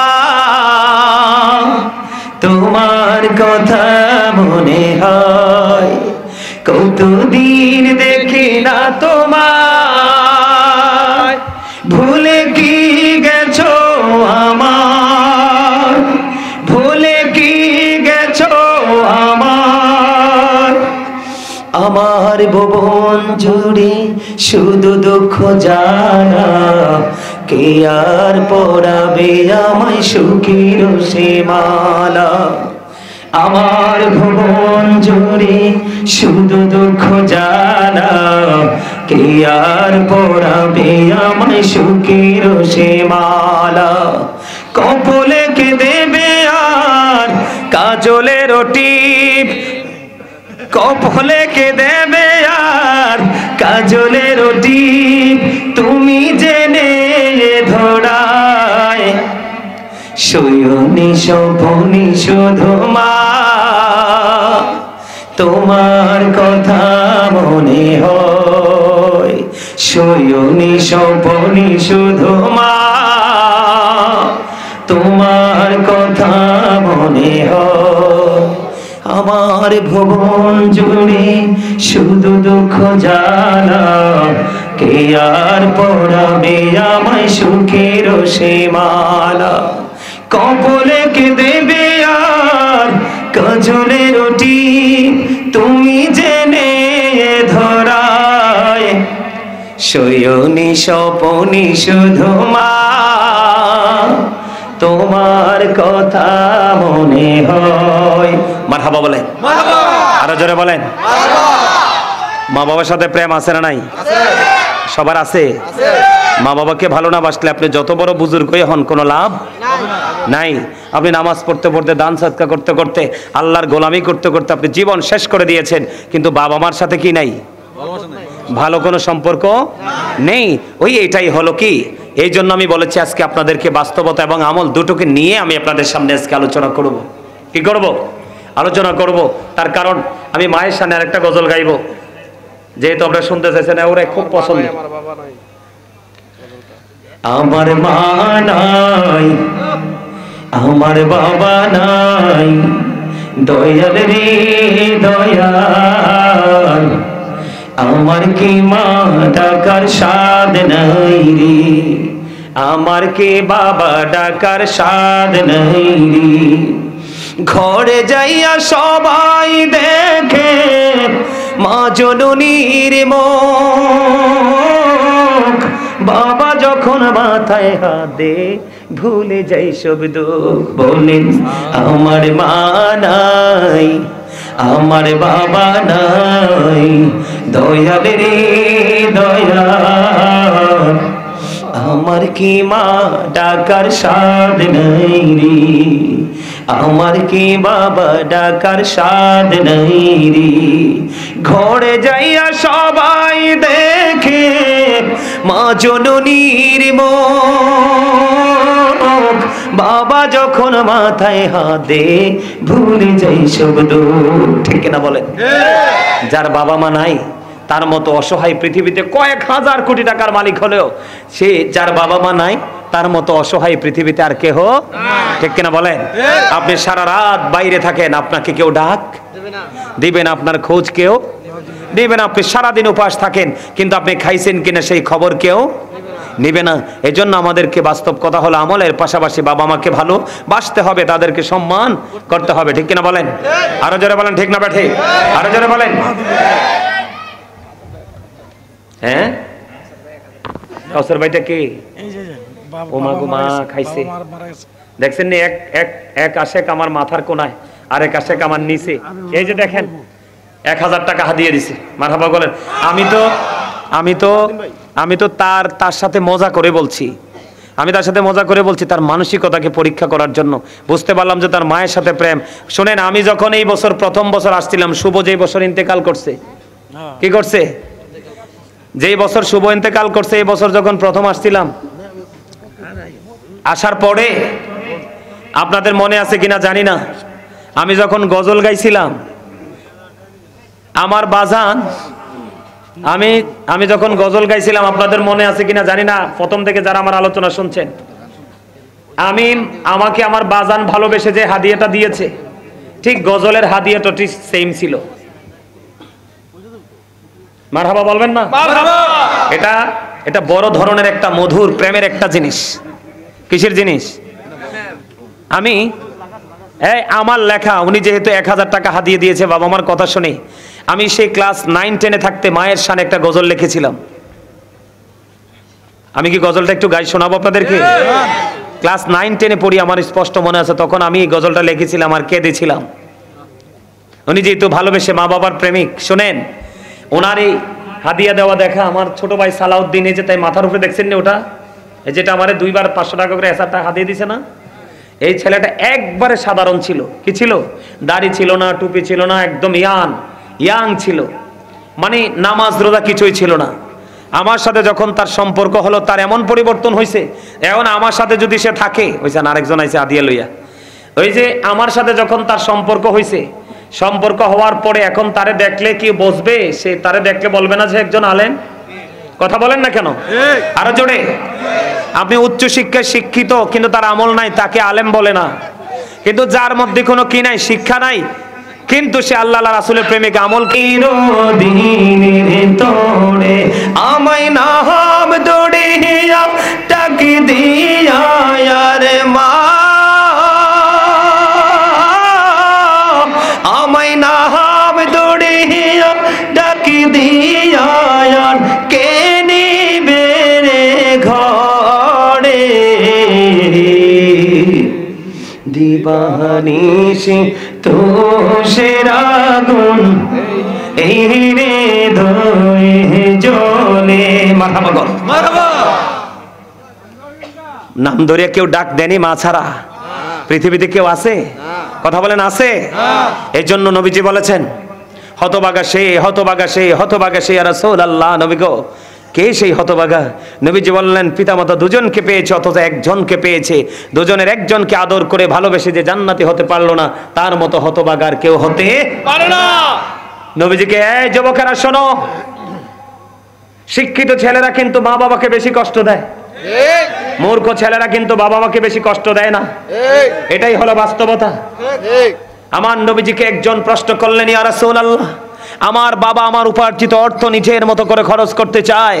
আমার নবীজি বললেন, শুধু তোমার উপার্জিত অর্থ নয়, তুমি নিজেও তোমার বাবার সম্পদ। কথা বুঝতে পারছেন আমার? এই যেই সন্তানের প্রতি বাবা অবাধ্য, সেই সন্তানের প্রতি আমার আল্লাহ, সেই সন্তানের প্রতি আমার আল্লাহ অবাধ্য। নবীজিকে প্রশ্ন করা হলো, নবী গো, আমার কাছ থেকে সবচেয়ে মধুর আচরণ পাওয়ার হক কার বেশি? নবীজি বললেন, ক্বালা উম্মুকা, তোমার মা।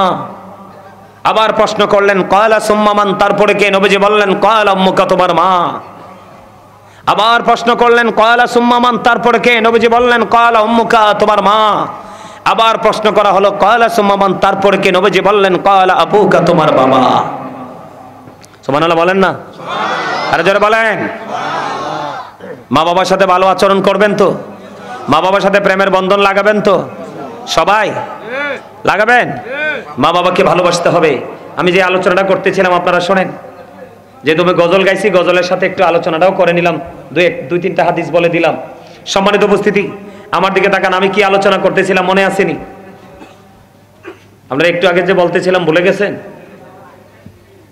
একজনও মনে রাখেন নাই? তো ওয়া শুনে লাভ হইব কি? গজলে বলে গেছেন, এটাই সত্য কথা, একদম সত্য কথা তিনি বলছে। ভুললে কিন্তু চলবে। গজলকে গজলের মতো করে রাখতে হবে, আলোচনাকে আলোচনার মতো করে রাখতে হবে। নবীজি কি বলেছেন? যে তুমি শুধু নামাজ পড়লে চলবে না, তোমাকে কি করতে হবে? অর্থ উপার্জন করতে হবে। করতে হইলে আমাদের বাংলাদেশে কৃষকরা অনেকে শশা ক্ষেত করে না? টমেটো করে না? ভেন্ডি করে কিনা? এমনি করে কেউ মাছের চাষ করে, কেউ আপনার চিংড়ির ঘের, কেউ মাছের ঘের, এরকম করে এক একজনে অর্থনৈতিকভাবে স্বাবলম্বী হওয়ার জন্য একটার পর একটা অর্থ একে উপার্জন করার জন্য বিভিন্ন কাজে নিজেকে যুক্ত রেখেছে। নবীজি বলেছেন, সময় মতো মাঠেও ফসলের পানি দিতে হবে, এটাকে সেচ দিতে হবে, কীটনাশক প্রয়োগ করতে হবে, এবং নামাজকে নামাজের মতো করে পড়তে হবে। জোরে জোরে কোন সুবহানাল্লাহ। আর জোরে, নামাজের সময় ফসল নিয়ে ভাবা যাবে না, কৃষি কাজ করার সময় নামাজ নিয়ে ভাবা যাবে না। যেটা করবেন সেটাকে মনোযোগ দিয়ে করতে হবে। জোরে জোরে কোন সুবহানাল্লাহ। বন্ধুরে আমার আপনার প্রাণে নবীজি আপনাকে আমাকে শিক্ষা দিয়েছে। এদিকে তাকান, তিনজন লোক মনে মনে চিন্তা করলেন, নবীজি তো আল্লাহর প্রিয় হাবিবুল্লাহ, ওনার আমলের কাছে আমাদের আমলগুলো একেবারে নগণ্য, একেবারে ছোট, আমরা তো ওনার মতো আমল করতে পারিনি। এবার নবীজি শুনতে পাইলেন হাদিস শরীফের মধ্যে এসেছে তিনজন। কয়জন? তিনজন। একজন মনে মনে চিন্তা করলেন, আমি বিরামহীন ভাবে রোজা রাখতে থাকবো। আরেকজন বললেন, আমি কন্টিনিউ আমল করতে থাকবো, মসজিদ থেকে আমি বের হব না। খেয়াল করেন। আরেকজন বলল, গড়ে আমার বিবি আছে তো কি হয়েছে, আমি আমার বিবির কাছে যাব না। এবার আমার নবীজি তাদের তিনজনের আলোচনা শুনলেন, শোনার পরে কাছে এসে বললেন, নবীজি তোমরা ওই লোক না? কয়, ইয়া রাসূলুল্লাহ, কোন লোক নবী? নবীজি বললেন, তিনজন একটু আগে বলেছিলা, একজন কন্টিনিউ তোমরা রোজা রাখতে থাকবে, আর একজন কন্টিনিউ মসজিদে অবস্থান করতে থাকবে, আর একজন বিবির কাছে যাবে না। তোমরা কি সেই তিনজন লোক? ইয়া রাসূলুল্লাহ, হ্যাঁ নবী গো, আমরাই সেই তিনজন লোক।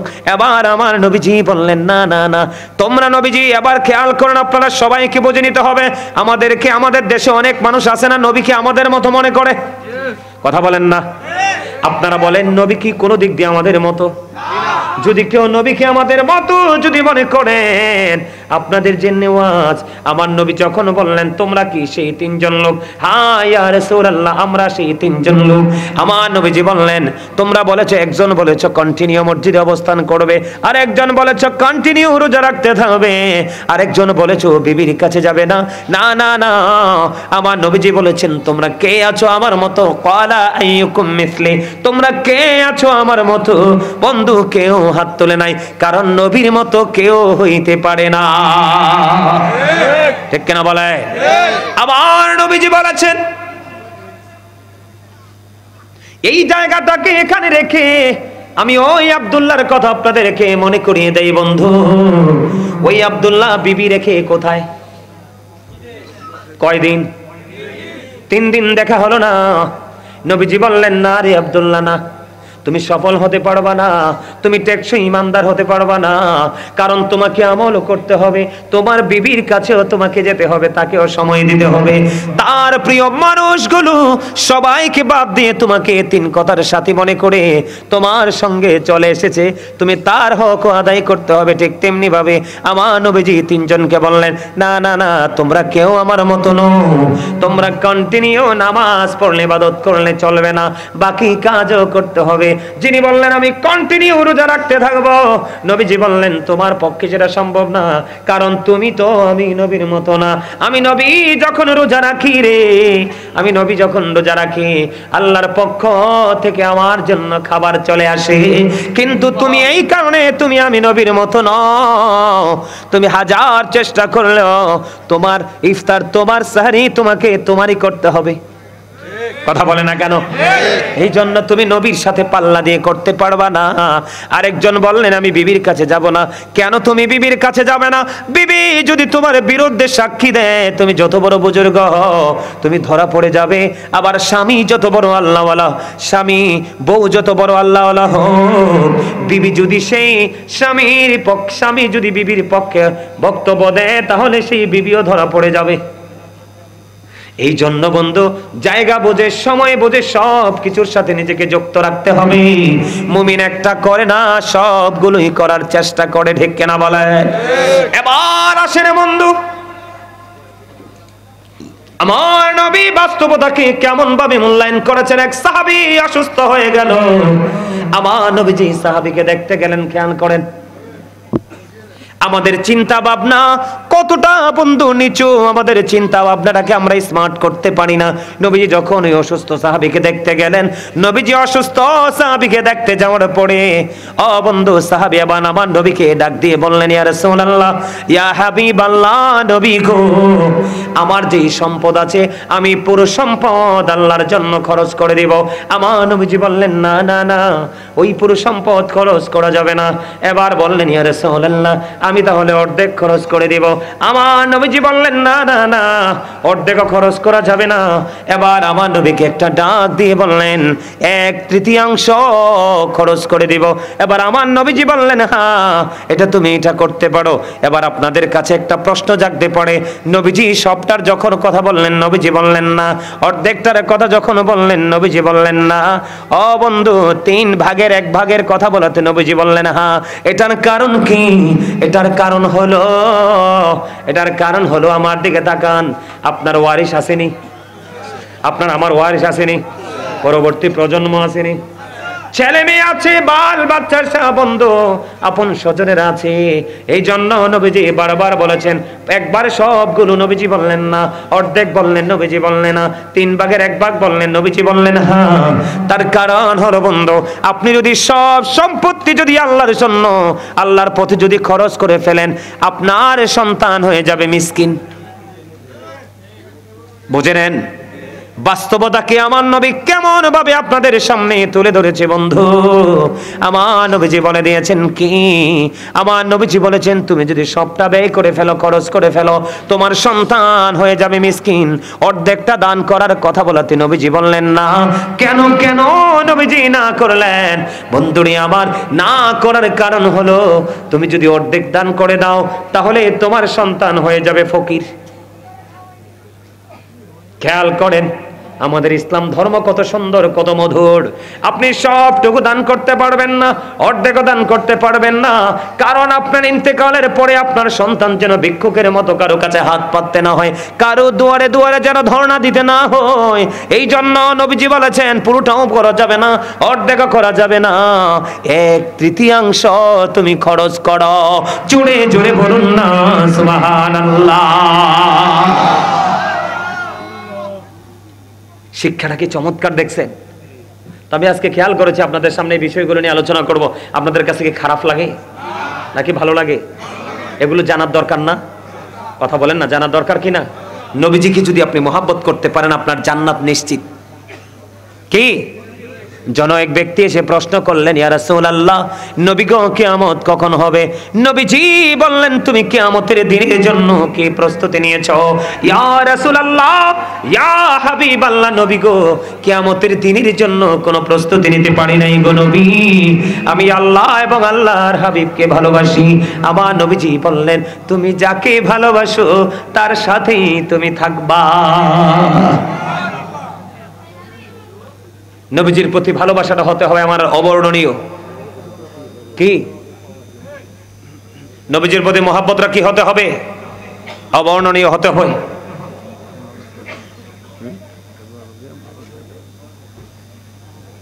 ঠিক আছে,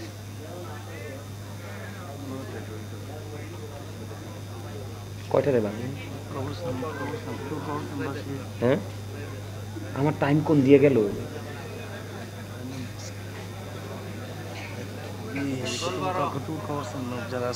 হ্যাঁ হ্যাঁ, ঠিক আছে, ওকে। দেখছেন নি আমি উঠছি কতক্ষণ হয়েছে? 2 ঘন্টার উপরে পার হয়ে গেছে। হ্যাঁ, দেখছেন নি কাণ্ডটা? আমি তো কইতে পারতাম না ঘড়ি কোন দিকে। আসলে সত্যি আমার খবর নাই তো।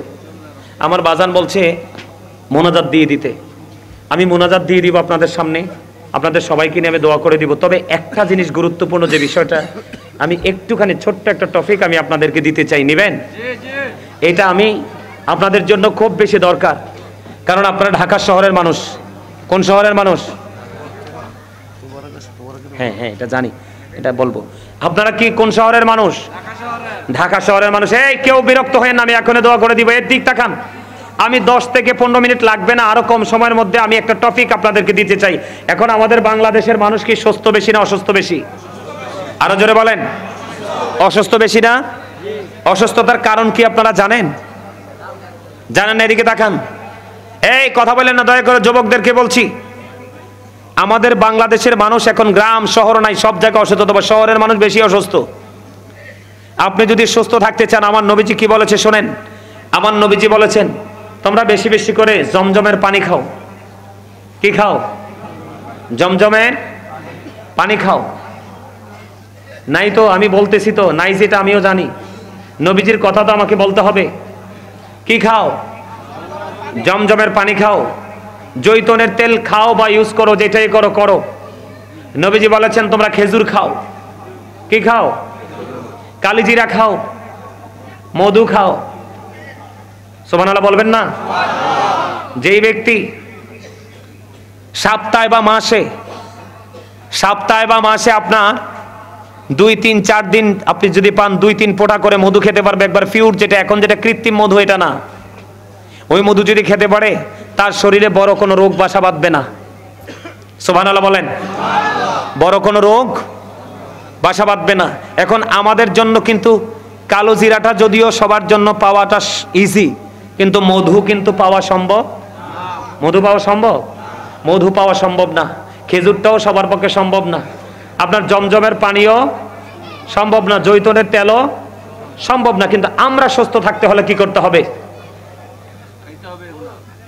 আমরা সুস্থ হলে আমাদের মধ্যে যা আছে সেইগুলোকে নবীজির দেখানো পথ অনুযায়ী, সিস্টেম অনুযায়ী ভক্ষণ করতে হবে। প্রথমত, এই এখন বর্তমানে যেই দেশের নাম ইরান, এই দেশের নাম একটা সময় ছিল পারস্য। কি ছিল? পারস্য। এই পারস্য থেকে একজন চিকিৎসক আরবে আসলেন। আসার পরে 2 বছর ওই আরব দেশে সফর করলেন। 2 বছর সফর করার পরেও একজন ডক্টর, একজন চিকিৎসক ওই দেশে কোনো রুগী পেলেন না। কি করলেন না? কোনো রুগী পেলেন না। এই রোগী না পাওয়ার পরে তিনি 2 বছর পরে রাসূলের সাথে দেখা করলেন। আমার নবীজিকে প্রশ্ন করলেন যে আমি 2 বছর আপনার এই দেশে বিচরণ করেছি, কিন্তু একটা অসুস্থ রোগীও পাই নাই। কথা বোঝেন, কি পাই নাই? একটা অসুস্থ রোগীও পাই নাই। আপনার দেশের মানুষ সুস্থ থাকার কারণ কি, মানে কি? আমার নবীজি বলে দিয়েছেন সুস্থ থাকার মানে হলো, সুস্থ থাকার কারণ হলো আমার দেশের মানুষ অতিরিক্ত পেটে খিদা না লাগলে তারা খাবার খায় না, আবার খাবার যখন খাইতে বসে তৃপ্তি আসার আগেই তারা খাবারটা ছেড়ে দেয়। এদিকে তাকান, তার মানে কি? পেটটাকে 3 ভাগ করে, কয় ভাগ? 1 ভাগ খাবার দিয়ে ফিল আপ করো, আরেক ভাগ পানি দিয়ে ফিল আপ করো, আরেক ভাগ পুরো খাবার খালি রাখো। সুবহানাল্লাহ বলেন। এখন আমরা কি সেইভাবে খাই? এই রবি রাসূল আরো বলেছেন তোমরা গরুর গোশত খাবে কম, দুধ খাবে বেশি। কারণ যত মেডিসিন ইউজ করা হয়, কি করা হয়? যত মেডিসিন ইউজ করা হয় গরুর বডিতে সবকিছু থাকে গোশতের মধ্যে। কিসের মধ্যে? তোমরা দুধ বেশি বেশি করে খাও, কারণ দুধ আসে শাক সবজি ঘাস থেকে। কথা কি বুঝতে পারছেন আমার? সম্মানিত উপস্থিতি, আপনাদেরকে বিনীতভাবে অনুরোধ করব এই খাবারের দিকটা একটু খেয়াল করবেন, চিন্তা করবেন, আর সবাই হারাম খাবার থেকে বেঁচে থাকবেন। 5 ওয়াক্ত নামাজ পড়বেন, হালাল পথে রোজগার করবেন, যেই পথে চললে আল্লাহ রাসূল খুশি সেই পথে চলার চেষ্টা করবেন। বলে হুজুর সেই পথে চলবো কিভাবে? হক্কানি আলেমদের সাথে যুক্ত হয়ে সেই পথে চলার যে টেকনিক শিক্ষাটা আপনি অর্জন করবেন। আল্লাহ আমাদের সবাইকে সেই পথে চলার তৌফিক দান করুক। সকলে বলুন আমিন। আরো জোরে বলুন আমিন। আর একটু মহব্বতে বলুন আমিন। এই সোহাগ কাতারবদ্ধ হইতে হবে না? তোমরা একটু কাজ করো, আপনারা যারা আছেন সামনে থেকে, যারা আছেন সবাই নিজ নিজ দায়িত্বে একটু কাতারবদ্ধ হয়ে যান, নিজ নিজ দায়িত্বে কাতারবদ্ধ হয়ে যান। তারা তাবারুকের ব্যবস্থা করেছে, তো আপনাদেরকে তাবারুক দিবে। আপনারা যদি এই উপরে নিচে সমান করে তোমরা বসো, কথা বলবেন না, কথা বলবেন না, কথা বলবেন না, দয়া করে কথা বলবেন না। ইয়া রাসূলুল্লাহ ইয়া হাবিবাল্লাহ ইয়া রাসূলুল্লাহ লা ইয়া রাসূলুল্লাহ লা আমার মতের নিদান কালে আসিও নবী গো আমার শিওরে দেখিব আপনাকে আপন নজরে। ইয়া রাসূলুল্লাহ ইয়া হাবিবাল্লাহ ইয়া রাসূলুল্লাহ।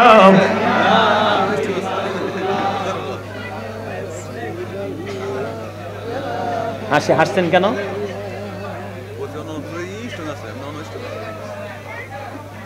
আমি কি বুড়ো হয়ে যেতে?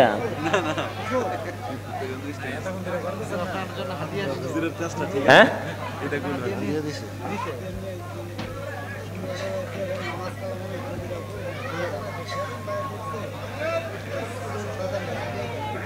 ঠিক আছে। এই শোনেন, আমার কাছে একটা পাগল আইছে, আল্লাহ আল্লাহ রাসূলের পাগল। কিসের পাগল? কথা কয় না। আমি ওয়াজ উঠলে 3 ঘন্টা 3.5 ঘন্টা নিচে নামি না, তো 3টা 4টা বিষয় 4টা 5টা বিষয়ের উপরে আলোচনা করি। কারণ দেশ তো ধ্বংস হয়ে যেতেছে, এটা আপনারা বুঝেননি কিছু। সমাজ ধ্বংস হয়ে যাচ্ছে, বিশেষ করে এই যে দেখছেন নি, এই যে আইছে, তার চেহারাটা কত সুন্দর, কালো হইলে কি হয়েছে, কিন্তু তার টুপিটা হইলে আরো সুন্দর হইতো না? কিন্তু টুপিটা যে ফরন লাগবো, এটা যে চা দোকান না, এটা যে বাজার না, এটাইতে বুঝে না। এদিকে দেখান, এই পাগলটা আইছে দোয়া করার জন্য, সে যেন 5 ওয়াক্ত নামাজ সঠিকভাবে পড়তে পারে, এই জন্য আমি দোয়া করতাম। সে আমার কাছে আসতে দোয়া চাওয়ার জন্য। যাও ভাই বসো, আমার দিকে তাকান। এই নামাজটা আমি বলতে পারি নাই। একটা ছোট্ট হাদিস বলি, এটা কি শীতের দিন না? কথা কয় না, এটা শীতের দিন কি না? শীতের দিন নেই। শীতের দিনে গাছের পাতা ঝরে না? আপনারা তো শহরের মধ্যে দেখেন গাছের পাতা ঝরে কি ঝরে না? এদিকে তাকান, ঝরে কি ঝরে না? গাছের পাতা ঝরতে থাকে, থাকে না? এই আমার নবীজি বলেছেন, যেই ব্যক্তি আল্লাহর সন্তুষ্টির জন্য আল্লাহকে ভালোবেসে নামাজের মাধ্যমে আল্লাহর কুদরতি কদমে সেজদা দেয়, আমার নবীজি বলেছেন ওই শীতের দিনে যেমনি ভাবে শুষ্ক হয়ে গাছের পাতাগুলো ঝরে ঝরে পড়ে, ঠিক তেমনি ভাবে ওই নামাজির জীবনের গুনাহগুলো এমনি ঝরতে ঝরে পড়তে থাকে। আপনি মনে মনে ভাবতেছেন যে হুজুর আমি তো ভালো মানুষ হতে চাই, আমি পারতেছি না, আমি কি করব? কে আমি ভালো মানুষ হতে চাই, কি হতে চাই? আমি ভালো মানুষ হতে চাই, ভালো আমলদার বান্দা হতে চাই, কিন্তু আমি পারতেছি না। আমাকে একটা রাস্তা দেখাই দেন। একটা সহজ সঠিক রাস্তা হলো নামাজ। কি সঠিক রাস্তা? কি আল্লাহ কোরআনে বলেছে সূরা আনকাবুতের মধ্যে, ইন্নাস সালাতা তানহা আনিল ফাহশাই ওয়াল মুনকার। নামাজ মানুষকে খারাপ কাজ থেকে বিরত রাখে, বাঁচায় রাখে। তবে নামাজ তো যেমনি পড়েন, এখন ওযু ঠিক মতো করেন না, প্রস্রাব করে পানি ঢাল ভালো করে। এখনকার ম্যাক্সিমাম ছেলেরা জিন্স প্যান্ট পরে বইতে পারে না, দাঁড়াইয়া প্রস্রাব করে দেয়। কথা কয় না কেন? কে ভুল কথা কইছি আমি? হ্যাঁ, সমস্যার কোনো শেষ নাই। নামাজকে নামাজের মতো করে পড়েন, কমপক্ষে 40 দিন একটানা 5 ওয়াক্ত নামাজ পড়েন, দেখবেন আপনার সব কিছু ক্লিয়ার হয়ে যাবে। বুঝতে পারছেন? আল্লাহ আমাদের সবাইকে 5 ওয়াক্ত নামাজ পড়ার তৌফিক দান করো। সকলে বলুন আমিন। আমরা আমাদের দুনিয়াকে দুনিয়ার জায়গায় রাখবো, আল্লাহর গোলামিকে গোলামের জায়গায় রেখে আমরা আমাদের জীবনে পথ চলবো। আল্লাহ যেন আমাদের সবাইকে সেইভাবে পথ চলার তৌফিক দান করে। সকলে বলুন আমিন। আরো জোরে বলেন আমিন। আরো মহব্বতে বলুন আমিন। এদিকে তাকান। এই তাবারুক রেডি হইছিনি? এই সোহাগ, তাবারুক কি রেডি হইছে? এই নয়ন, এই আমার দিকে চাইতে হইব তো সবাই রে। তাবারুক কি রেডি? রেডি? তাহলে এই দিক দিয়ে দিতে হইব। তোমরা টিম ভাগ করো, এক এক জনে এক একটা লাইনে একবার এই দিক থেকে দিয়ে ওপারে যাবা। এই আমি বলি আপনারা আমার দিকে তাকান। আমার আলোচনা যদি আপনারা কেউ কষ্ট পান, আল্লাহর রাস্তায় ক্ষমা করবেন। আর যদি ভালো লাগে, আমার এই কথাগুলোর উপর ভিত্তি করে আমল করার চেষ্টা করবেন। বিশেষ করে শুভর জন্য সবাই দোয়া করবেন।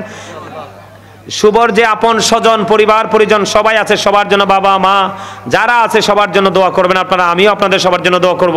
এদিকে তাকান। আপনারা সবাই একবার সূরা ফাতিহা, তার মানে আলহামদু শরীফ, 3 বার সূরা ইখলাস, তার মানে কুল হু আল্লাহু আহাদ, এই সূরাটা 3 বার। কয়বার? 1 বার সূরা ফাতিহা, 3 বার সূরা ইখলাস, কয়েকবার দুরূদ শরীফ।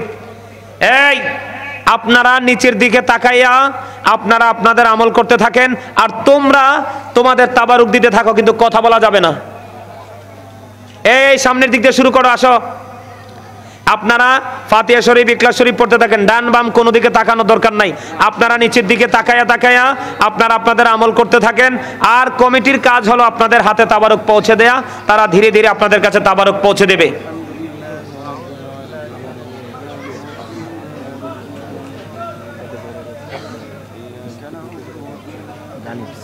ঠিক আছে,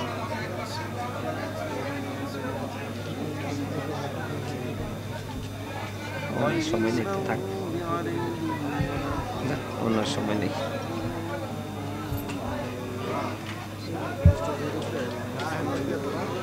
ঠিক আছে। এই আপনারা যারা তাবারুক দিবেন, আপনারা কিন্তু আওয়াজ করতে পারবেন না, আপনারা ইশারায় কাজ করতে হবে।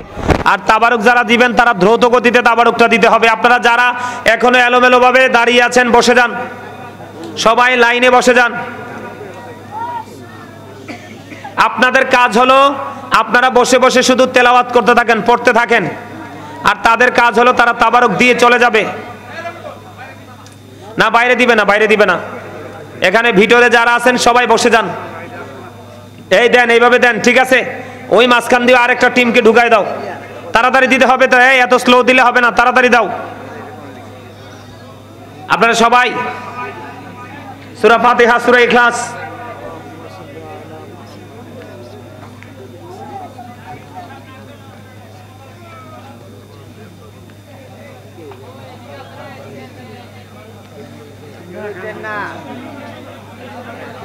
আপনারা কথা বলবেন না, দয়া করে কেউ কথা বলবেন না, প্লিজ।